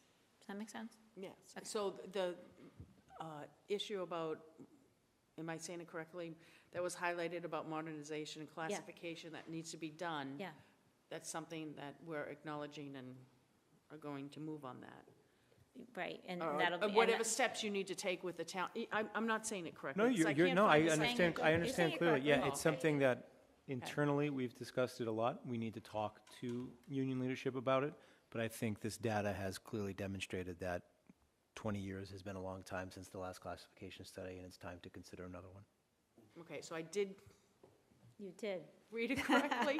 And then if I look at just, perusing through really quickly in terms of the different positions, understanding high-low and all that, not unlike any other town or perhaps even city, if I look where the majority of if you want to look at negatives, it's in police, fire, and public works, but that's probably 65, 70% of our major labor force anyway, so. You know, I would I mean- want to encourage you, because there was a reason that I asked Sandy to put base pay only. I think you'd be much more encouraged, particularly with public safety, if you look at the detail of the total compensation. Okay. We've actually made tremendous strides with both police and fire since the last round. I'm eager to have a conversation about what can be done now on the non-public safety side, still being responsible to the taxpayers of Arlington. But that, this study shows me that it's time to have that conversation with the non-public safety people. But please look at the detail, the total compensation for police and fire. I think you'll be a little more encouraged. And I'll also look at the fact that yourself and the town manager and Attorney Heim have engaged in contract negotiations with those crafts, and your success rate in terms of successfully negotiating a contract and being brought forward. I remember being in town meeting and we were 4 or 5+ years behind. And I think we're pretty much up to date right now. We are. Today, we're fully up to date. So Let's enjoy even this though time. I think everyone deserves more, but I think that's a testament to the work that you've done, as well as our consultants. I don't want you to take any of my remarks as negative. Or it's just, I'm just trying to understand, because this isn't my, legalese verbiage that I'm used to. So I just want to make sure I'm getting the grasp of it. So thank you. I won't ask any more questions. Mr. Grilli. Sure.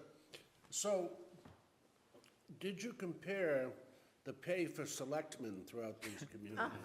No, but I wish I did, because I bet you're all very underpaid, for sure, for the hours that you put in.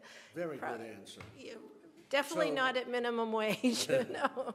So, Jimmy, 3 years ago we did this, which is, so Arlington today is more competitive than we were 3 years ago, as a general statement. I understand position by position, we might not be able to say that. I would say certain groups are, but others not. And I think you won't be unless, you look at the internal equity of the jobs too. So I think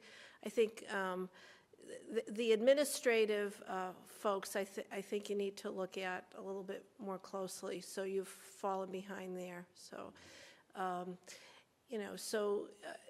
I'd say, the last time, I think when we did the study, the concern was the public safety. So now that has been corrected.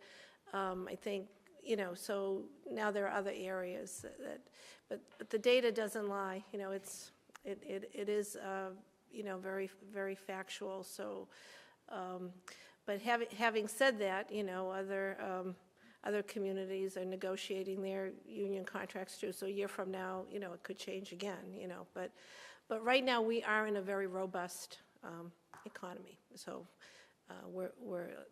a lot of this work is happening, everywhere. So we're doing a lot of work. So. Can I ask, would you specifically, are teachers paid competitively in Arlington? Our teachers paid competitively, I think.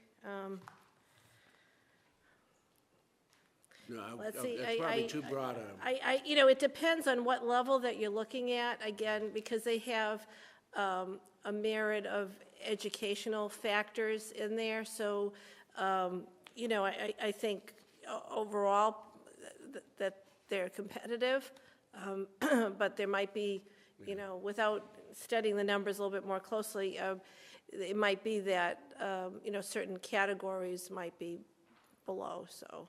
But I guess on a whole, they're competitive. Thank you. Yep, that's okay. Anything from my other Mr. Dunn? Yeah. Thank you for the report, and Adam and Karen, thank you very much, because I will say, like, in my prep for this particular meeting, like, the rest of the reading for me was like, this much, and then I spent, an hour and a half on this one, and I really, I learned a lot. I just think it's good to think about a little bit about the arc of this report.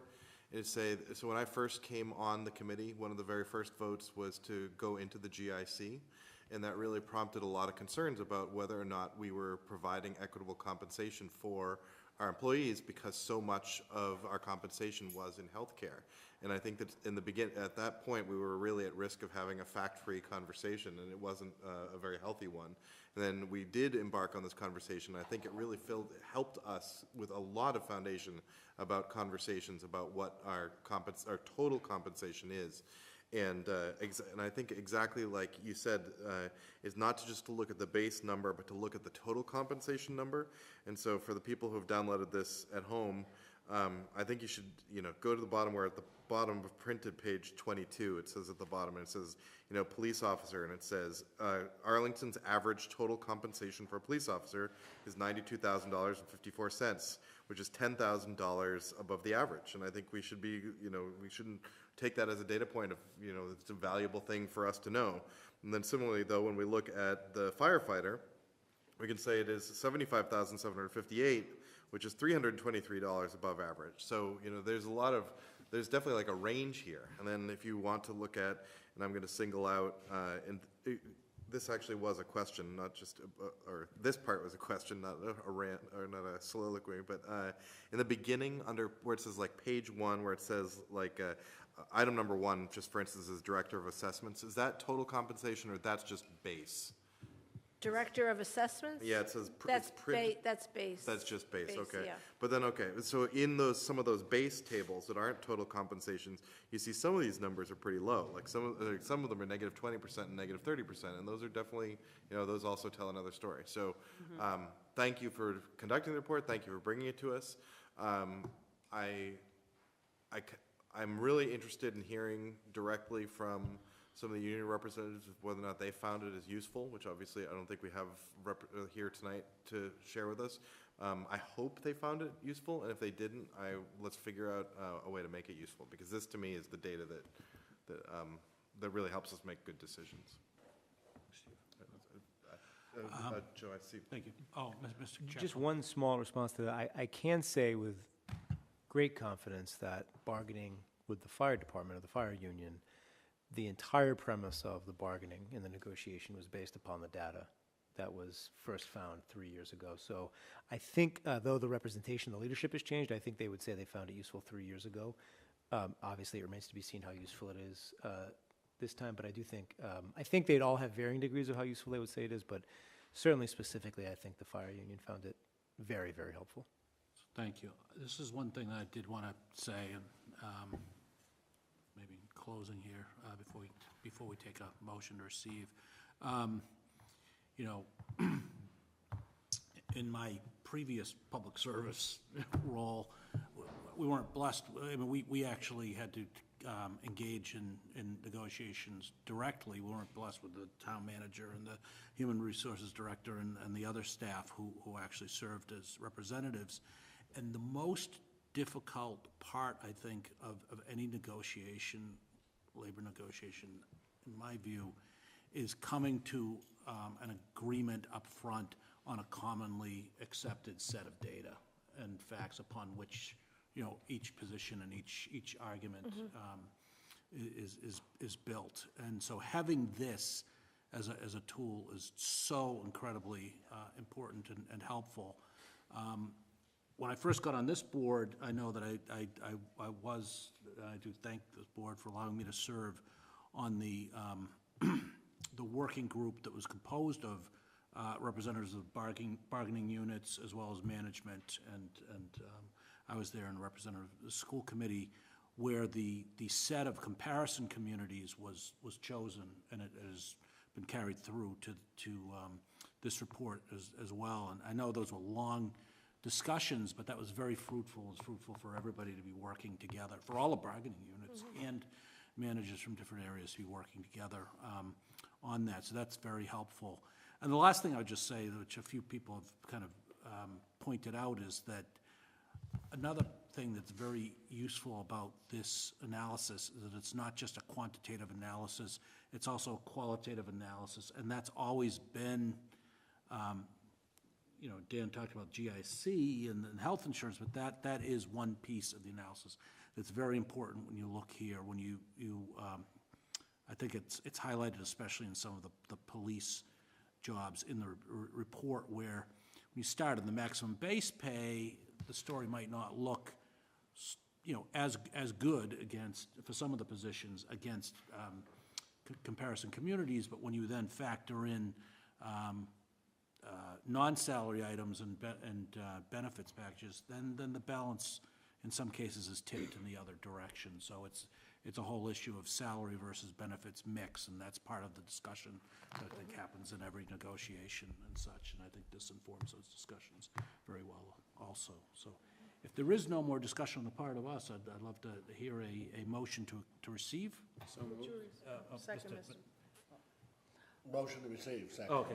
And if I could ask the chairman, sort of preying on your previous experience, and I'm probably not reading this correctly, but in here, I'm just wondering, is there anywhere contained in here under the school side, the special education teachers?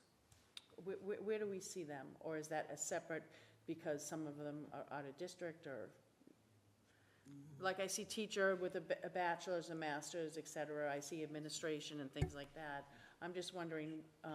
Well, the numbers here that say like, I believe the plus 15, plus 30, plus 45, plus 6, that has to do with additional educational credits, which would, in some cases, the teachers have had to have additional educational credits to qualify. I don't think that, my recollection is. And this isn't our purview, so I don't want to dig in it too much, but I do have a personal sort of investment in it. I don't see the special education teachers in here. It's okay if they're not in here, or if they are in here, or partly in here, where would I see that? Well, they're not in there if you don't see it. What we did is this time when we did it, we wanted to update the 2014 study. Okay. But as we move forward, I can even help you get data on that now if that's something that you're interested in, or ask the school human resources person how this fits into this plan. If that's easy, I can get it to you very quickly, and in the future, we can always add that title to the study. Maybe if I could ask the chairman I would be interested in that, but I don't want to violate any, I am a selectman, I'm not a school committee member, but I definitely would like to see that, just because having traversed in that area for 22 years, I've heard sort of one side of the story and experienced one side.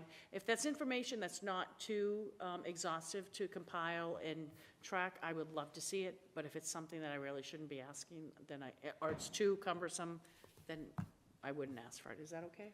Yeah. That's fine. I'll just say that digging back, I do not recall any specific classification of specific subject areas or specialties of teachers. A lot of it is it's based on the amount of time that someone has been in service. It's based on education, which includes not only degrees but also additional certifications. That's what I'm saying. I see the so that is not broken. My recollection is that is not broken out specifically. Okay. We can figure it out. Yeah. Yeah. Thank you. Would you mind, sir, could I ask one more question? I'm just curious, how much of these other towns, how much do they cooperate? Do we gather all of this like from their annual reports? But I would imagine on things like benefits and health, we have to deal with their human resource. Is that what we do? This is a very good question. That's what we do. That's a very good question, Sam. We put together very professional surveys that we send out. We get responses, but then we also have union contracts that we have to get and go through, and other materials. Sometimes they'll send us their classification plans. Sometimes they'll send us their policies or their ordinances, and sometimes they won't send us anything, and and we have to actually physically go there and ask them to give it to us. So which we have done. Here's why I asked that question. Yeah. Do they ask for this in return? Yes, we share it with all the communities, and it's in the end it's a public report anyway. So we do share the data, and many of them spent a lot of time filling out our surveys, and so we're happy to share it with them. So, thank you. Yep. Thank you, Mr. Chairman. Sorry. Okay, so we have a motion on the floor by Mr. Greeley, second by Ms. Mahan, to receive the report. All those in favor? Aye. All opposed? Thank you very much. Thank you.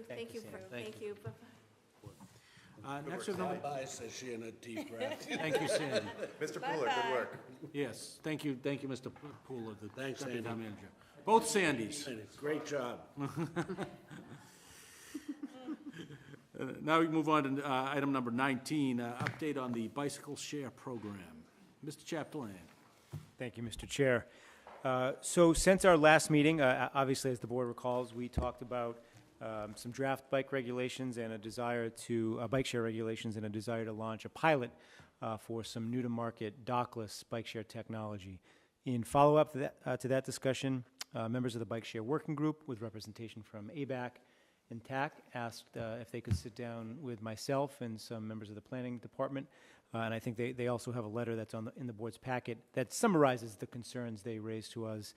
And frankly, we had what I can say I thought was a great discussion.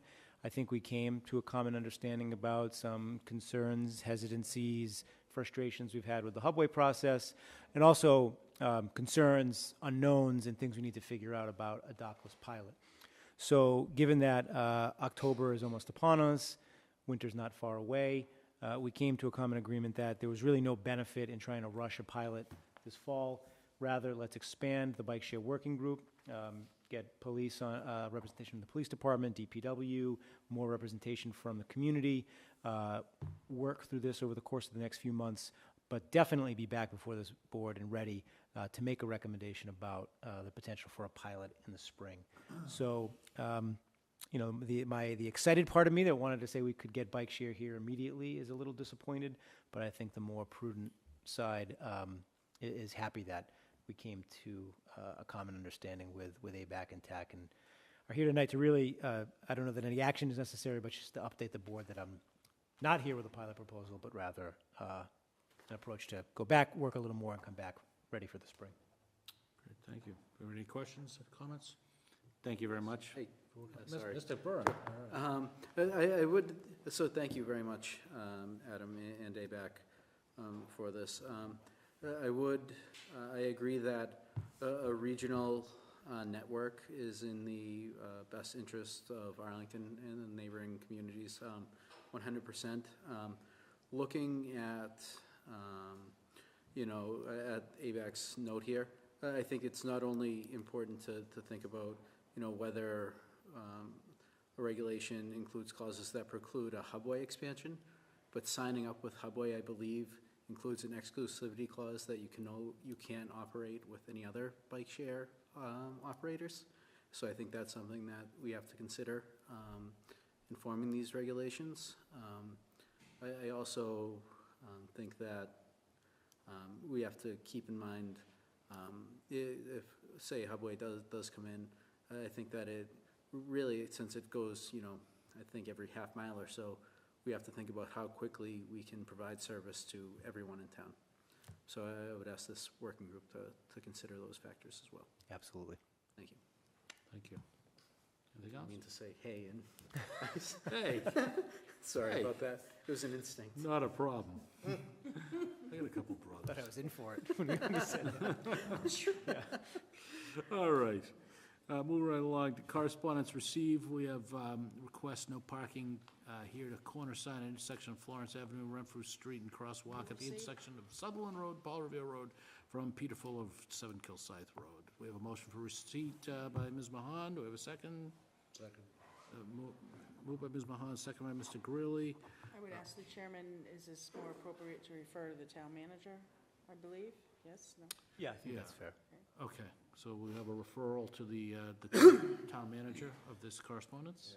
The first one felt pretty easy. The second one was more complex to me. Yeah. My understanding is that actually the issue that was raised in the second one has actually been discussed on a number of occasions and looked at on a number of occasions. So I don't, maybe we want to have our minds refreshed on that analysis. Is that fair enough? Totally. Fair enough, okay. So I have a motion for receipt with a referral to the town manager. All those in favor? Aye. Aye. All opposed? Great. Thank you very much. We now move on to new business. Ms. Kropelka. I just wanted to thank everyone that came to Town Day and for all your help. And as far as I'm concerned, I think it was a success. I suspect that most of us agree. Thank you very much. Thank you for all your work on that. Mr. Hine. No new business, thank you. Mr. Chaplain. I have just a few pieces of new business. First, I've been providing the board updates over the course of the past several weeks after the tree hearing that was held in regards to 40 Webb Cowett Road. But I did want to publicly update the board and for any watching at home in regards to the progress that's been made to fulfill the board's wishes after the vote regarding that tree hearing. So I certainly heard, and I know other town personnel certainly heard loud and clear, that though the board didn't have direct purview over a penalty to be issued, that the board wanted pursuit of the highest legally allowable penalty for the behavior that had been exhibited by the developer on Webb Cowett Road. So to that end, Assistant Town Manager Jim Feeney began really immediately meeting and negotiating with both the developer, Keith Lombardi, as well as the excavator, C.J. Doherty, on the site. Mr. Doherty wasn't here for that meeting, but he was the excavation company that had been contracted by the developer and was the claw that actually cut through the roots in question of the tree in question. All that said, I'm very happy to be able to describe what has been agreed upon with both Mr. Lombardi and C.J. Doherty. So to start, Mr. Feeney was able to get Mr. Lombardi to agree in lieu of a penalty to make a $6,000 donation to the town's Trees Please Fund to enhance public shade tree canopy in the Webb Cowett Road neighborhood. And if the tree was to not survive, to be able to have money to buy the largest tree possible to replace that tree. That $6,000 amount is higher than any fine that would have been able to be levied based on the calculations that we use in levying fines for damaging public shade trees. Also, we came to an agreement with Mr. Lombardi to put in place a tree protection plan for the ash tree at 40 Webb Cowett Road. He agreed to hire a private tree service, an arborist, to develop a plan and then pay for the implementation of that plan. We received that plan today from Barrett Tree Service, and Mr. Lombardi is paying the $3,850 amount to be able to implement that tree plan. We would have liked to have been able to be here tonight to say that that will be implemented tomorrow. I can't yet say that, but it will be implemented as soon as possible. Mr. Lombardi and Mr. Jay Bradley, the real estate agent associated with Mr. Lombardi on this particular project, also agreed to send a letter of apology to both the Board of Selectmen and the neighborhood. I believe it could have been sent to the board today, if not today, tomorrow. So you have it, okay. To be disseminated to the neighborhood.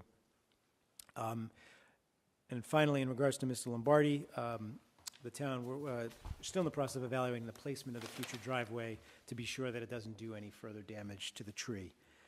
With all of this now being completed, the hold that had been placed on the building permit related to the tree matter can now be released. So we will expect in the next few days a building permit to be issued for the construction of the home. In regards to the excavator, C.J. Doherty, he agreed to make a $1,500 donation to the Arlington Tree Committee, and that check was received today. And these funds are to be earmarked for educational materials related to tree care during construction, which is something that the Tree Committee is interested in pursuing. Also, an agreement was reached with Mr. Doherty to provide 4-hour on-site training to all of his employees from a company called Arbormaster that would help them all better understand tree protection and care while excavating on sites in town. And Arbormaster's indicated that they'll be able to provide this training by the end of October. So I am exceptionally pleased with how quickly Mr. Feeney was able to come to these agreements. I think it sends a message loud, clear, and publicly that the town is not going to tolerate this kind of behavior, that you need to follow the process, and even if you follow that process, you might not get to knock down the tree that you want to knock down when developing a property. So I've been sharing this information with the neighborhood as well as a representative of the Tree Committee, and the feedback we've heard to date is that people are very pleased with the efforts of the town on this behalf, and I think it all started with the board's message that was sent loud and clear 2 weeks ago. So it's my update on that matter, and thank you. Yes, please. I'm curious, so does Is it the tree committee, or is it someone in your office that, or is there anything, what consideration about making sure that other developers, I've heard, hear this, like understand what, both the, what the rules are and that we're serious about them? Is that something? So that's the idea of using the donation from CJ Doherty to Yep. give the tree committee to be able to create and disseminate information for developers and contractors in town. Okay. That said, I obviously this is a bit of an intangible. I would imagine the development community in town is probably paying some attention to this. But I'd be happy to continue to talk with Jim, talk with Mike Byrne, and see how we might best get the message out more I think that effectively. seems worth it. Thank you. If I could follow up on that, that was one of the things that I had wrote down. Anything that the town manager, the building inspector, or the assistant town manager, because what I was hearing previously from the neighbors, they're just going to do this to the tree and pay a paltry, my words, fine. And what I'm hearing that the town manager and Mr. Feeney have been able to successfully negotiate is anywhere from 4 to 6-fold what the fine penalty would have imposed. So one of my questions would be, if it's not too exhaustive a task, is do we need to, along with what Mr. Dunn said in terms of getting the word out to other developers to know that this is what it is, and you can't just go in and circumvent, but do we need to update? Right now we're getting, it seems, thanks to Mr. Chapdelaine and Mr. Feeney and the building inspector, great cooperations from Mr. Doherty, from Mr. Lombardi, in terms of paying far more than they would have in a penalty of fine. So should we look at what it is and sort of make this be the norm? Not that we're encouraging any developer, and not that any developer wants to go out and, in my opinion, somewhat circumvent the process. So that was my question. And then the second thing, which I'll leave with the building inspector, town manager, and Mr. Feeney, is, I've been going out looking at this tree. It had 1 yellow ribbon. It's now up to 5. But when I look at the topography, the layout of the land in the 2-car garage, I'm just curious. They're saying they're going to do everything they can to save the tree. I'm not saying they should change the construction of their building, but are they still planning on those 2 underground garages are going to, because it looks like they're going right into where that tree is and its roots. So if you can just, as long as yourself and Mr. Feeney and Mr. Byrne, the building inspector, are comfortable with that, the plans are fine the way they are, and, the tree will have the best chance. I've just gone out there myself and looked at it, and I'm not, Yeah, I apologize. I thought I had said that we're still working on the placement of the driveway, and that we're not going to let him put a driveway down until the tree warden has signed off on how far away the If you did, I needs to be. apologize. Okay, thank you. And I'm not the building inspector, and I'm not the, Yeah, no, I okay, understand. thanks. Any more? Yeah, I do have 2 less detailed items. I wanted to say, and I think the chairman might add something on this as well, but did have the opportunity since the last meeting to attend the retirement banquet for the Arlington Fire Department. Supremely well attended, over 200 people. There were 5 retirees, all with great service to the department in their own right. So that was a very nice event to be able to attend. And then finally, just sort of a community note that I don't necessarily often share, but the Friends of Waldo Park, which I'm in a butter to, had a movie night in the park this past Saturday where they showed Moana. And there had to be a Disney movie. There had to be a... Not Marrow, no, sorry. you don't have kids. Moana, not, Yeah, Moana. Yeah. And there had to be 150 people there with their families watching the movie in the park, and it was just a great example of Arlington and the community that Arlington is, and I was just very happy to be there without my town manager hat on, and appreciate it for what it was. So Do you wanted to ever share that. not have your town manager? I got to tell you, people were very respectful. No one, Very good. no one came and complained about anything. A few people said hello, but nothing beyond that. So I had my hands full with 2 kids with me, so that was. There you go. They felt bad for me. can I borrow your kids sometimes when I go to Starbucks or Dunkin's? But Sure. anyways. That was a babysitting offer, yes. Okay. Sorry. That's all I That have. it? Thank you. Thank you, sir. Mr. Who Chapdelaine. put that on, Adam? Just curious. Who, the I- Friends? I mean, Yeah, it was the Friends of Waldo Park. I don't know all the names. I know John Ellis, who's on the tree committee, was actually here 2 weeks ago. Is down there.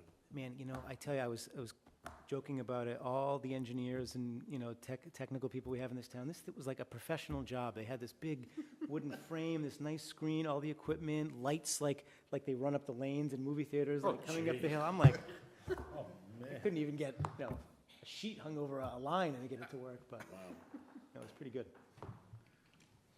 Mr. Gurley? Oh, thank you. So, speaking of town manager, selectmen's hats, at Town Day, it was just, you know, Dan at one point was there, and he said he went and he walked it and then came back, and it took 2 hours. I can't tell you how many people ask me whether I'm leaving Arlington or not. Some of them doing cartwheels, hoping what my answer would be. So just on a personal note, so many people are asking me. We have not yet sold a house. We're trying to. We have an inspection Wednesday. And we will be renting an apartment up at the Sims 360, assuming I get rid of the house. If I don't get rid of the house, I'm not going anywhere. So, but, you know, please save me from having to answer that 100 more times. But thank you, people, for caring. Anyhow, it's Spectacular Town Day. Marie and the rest of our team in the back there, the committee, the co-chairs just did an unbelievable job, as always. But our chairman, as the MC, and dancing with the high school kids, I will never forget for any town day that I've ever been at over the last 40 years. But the exuberance of it, but really it was a spectacular, and you really did an excellent job, Joe, as MC. Just two other quick things on December 21st, we are doing another show, the Select Tones, with the Arlington Jazz Band, in which they will repeat that song. What was it, Joe? What's it? It was a Beyonce song. Beyonce song. I'd have to consult with my my in-house expert at home. You got to come just to see Joe. I'm going to make him dance that night. Oh gosh. The Arlington Jazz Band and the Magical Singers, Adam and others, I'm sure, will also be there again. And just finally, I want to, and you'll have to dance too, because God knows I can't. And I want to thank Mrs. Mahan for getting me, along with Mr. Curo, to be servers at the Arlington Eats community dinner. It's called the second Thursday of every month. It was overwhelming to me, the number of volunteers, my colleagues, and the families that we serve. We don't ask for IDs, but the amount of food that's made available to them, fruits, vegetables, gallons of milk, a pork loin roast, Frozen. For each family. It's humbling to see what people do in this town. Thank you. Ms. Mahan. And thank you to Mr. Greeley and Mr. Carroll for coming down. You have to go back to your waiter waitress days in terms of pasta butter, pasta sauce, pasta meatballs, and push the green beans. And I want to thank Mr.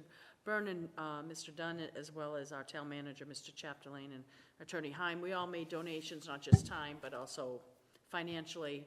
And we're staggering out in terms of at future community second Thursdays of the month. You'll get to see my other two colleagues, as well as Attorney Heim and Town Manager Chapdelaine. I appreciate that. Kudos to Lauren Ledger and everything that she does, and the rest of her crew. I'm not going to name them all because I'll be here another 20 minutes. I'm really happy that my colleagues and I and the town manager and town council have sort of adopted that event, because it's great to sit down and talk to them, and they still talk to you even though you're a politician. God bless them all. Two things. The first thing was a message that was left on my answering machine, and I'm going to try to phrase it as artfully as I can without being, sarcastic. And I'll provide the name because I don't know that this individual, but I'll tell you who the name is after the meeting. Basically, left me a message saying, how come as we're converting our new traffic signals, in the past, it was the birds and the tweets, for the walk signal. And as this person paraphrased, I paraphrase what I hear in East Arlington. It's more like a construction bang, bang, bang, bang, bang. This person was equating it to a shooting sound. So I don't know if that's something you can answer right now, and until they said that, I wasn't really paying attention to it, but I think the one in East Arlington is more, I equate it with like a construction jackhammering sound, but this person was saying, and it might have been some other reason for the call, because the way it was phrased, I'm trying to say it nicely, this person said is a shooting sound, or, you know, so why, can we go back to the gentler sounds, or is it an ADA requirement that we have to use that more succinct sound? And then the second thing is something that the town manager is aware of, and I believe either will meet or has met with some neighborhood representatives, but I promised that I would bring it up in a new business, only because there was a boxing event over at Dilboy Field, over in Somerville, right across the line by Sunnyside Ave. Heard from Steve Revliak and probably 7 or 8 other neighbors, as well as one woman who's not on Sunnyside, but a street to the side of that. The only reason I raise it is, from my understanding, and I don't know if there's a quick 4-sentence thing you can give to this, it was a one-time boxing event. Basically, you could stand not only at Sunnyside, you could stand at Boyle's Market, you could stand at the Fox Library, and you could hear everything that was being played at the event. It's my understanding that the people who came in brought in their own amplification system. So it, you know, in the past, we had an agreement with the city of Somerville to have a limiter, so even if you jacked it up to 10, it only went to 4. But I'm now hearing that the way some of the future events are being contracted, that's possibly being offered as an option, that they can do that. So is there any quick thing you can give to that? Yeah, if absolutely. If that's okay, Mr. Chairman? Yes. I did meet this morning with Mr. Revelack and another resident of Sunnyside on this matter. It does seem like, so I'm pretty confident that it is accurate that there was that boxing event that had the an outside PA system brought in.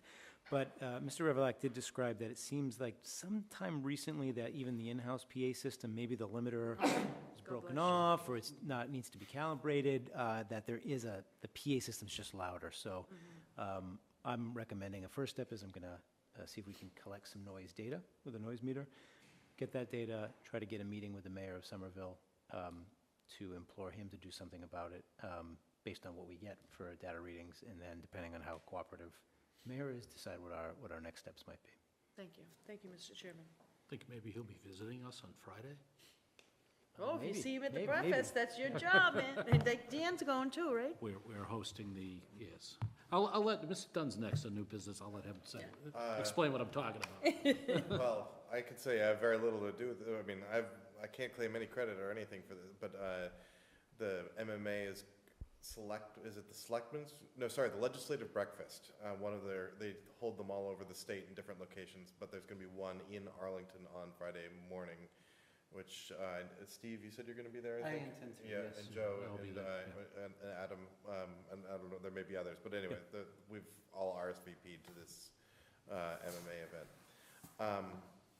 My only item that I was going to mention was just to repeat, Marie, thank you. Thanks to everybody on the town committee, town day committee, excuse me. I thought, I had a great time, and Kevin, you kind of overstated my speed. It was 2 hours and 10 minutes to do a loop.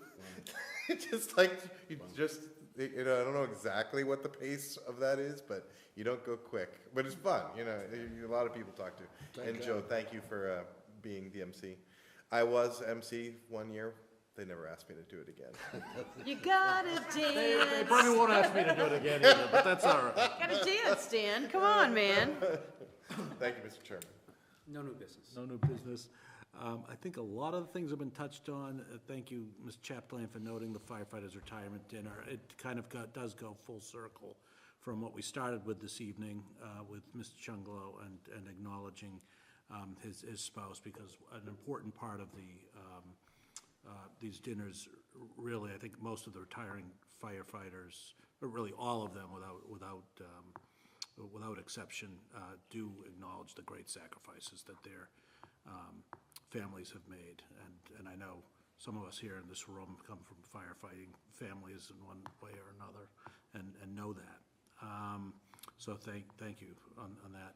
I did want to let you know that the License and Permit Working Group has met for the first time, so we've got a lot of work ahead of us, but And when there was a rough estimate of how many forms for licenses and permits we have across the administration here, it was mind-boggling. So I think we're going to have a little bit of a scoping exercise to start out, to make sure that we're not trying to eat the whole elephant at once.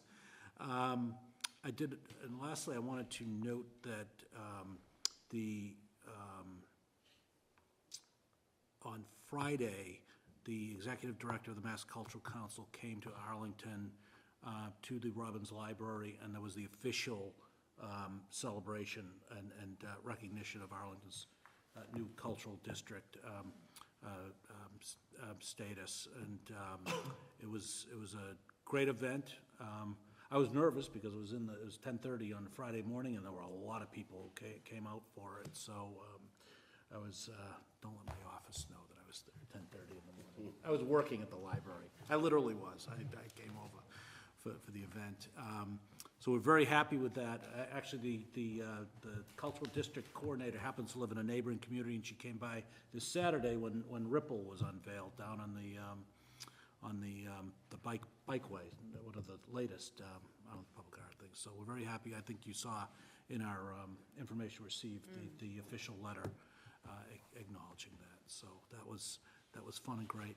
Lastly, I'll just say, just piggybacking on the Arlington Eats, that when I had a chance to sit down and talk, the person I ended up talking to was a student at Minuteman who is studying to become a plumber, and it just drove home to me the importance of all the work that Mr. Dunn has done and that others in this town have done to support Minuteman and its viability. He was incredibly impressive and incredibly excited about his training and his new profession there. So it's important because we don't always have those opportunities.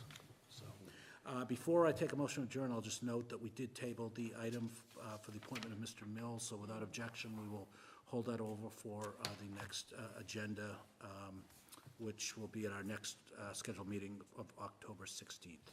Move to adjourn? Motion to adjourn? Second. All those in favor? Aye. All opposed? Meeting is adjourned. Thank you.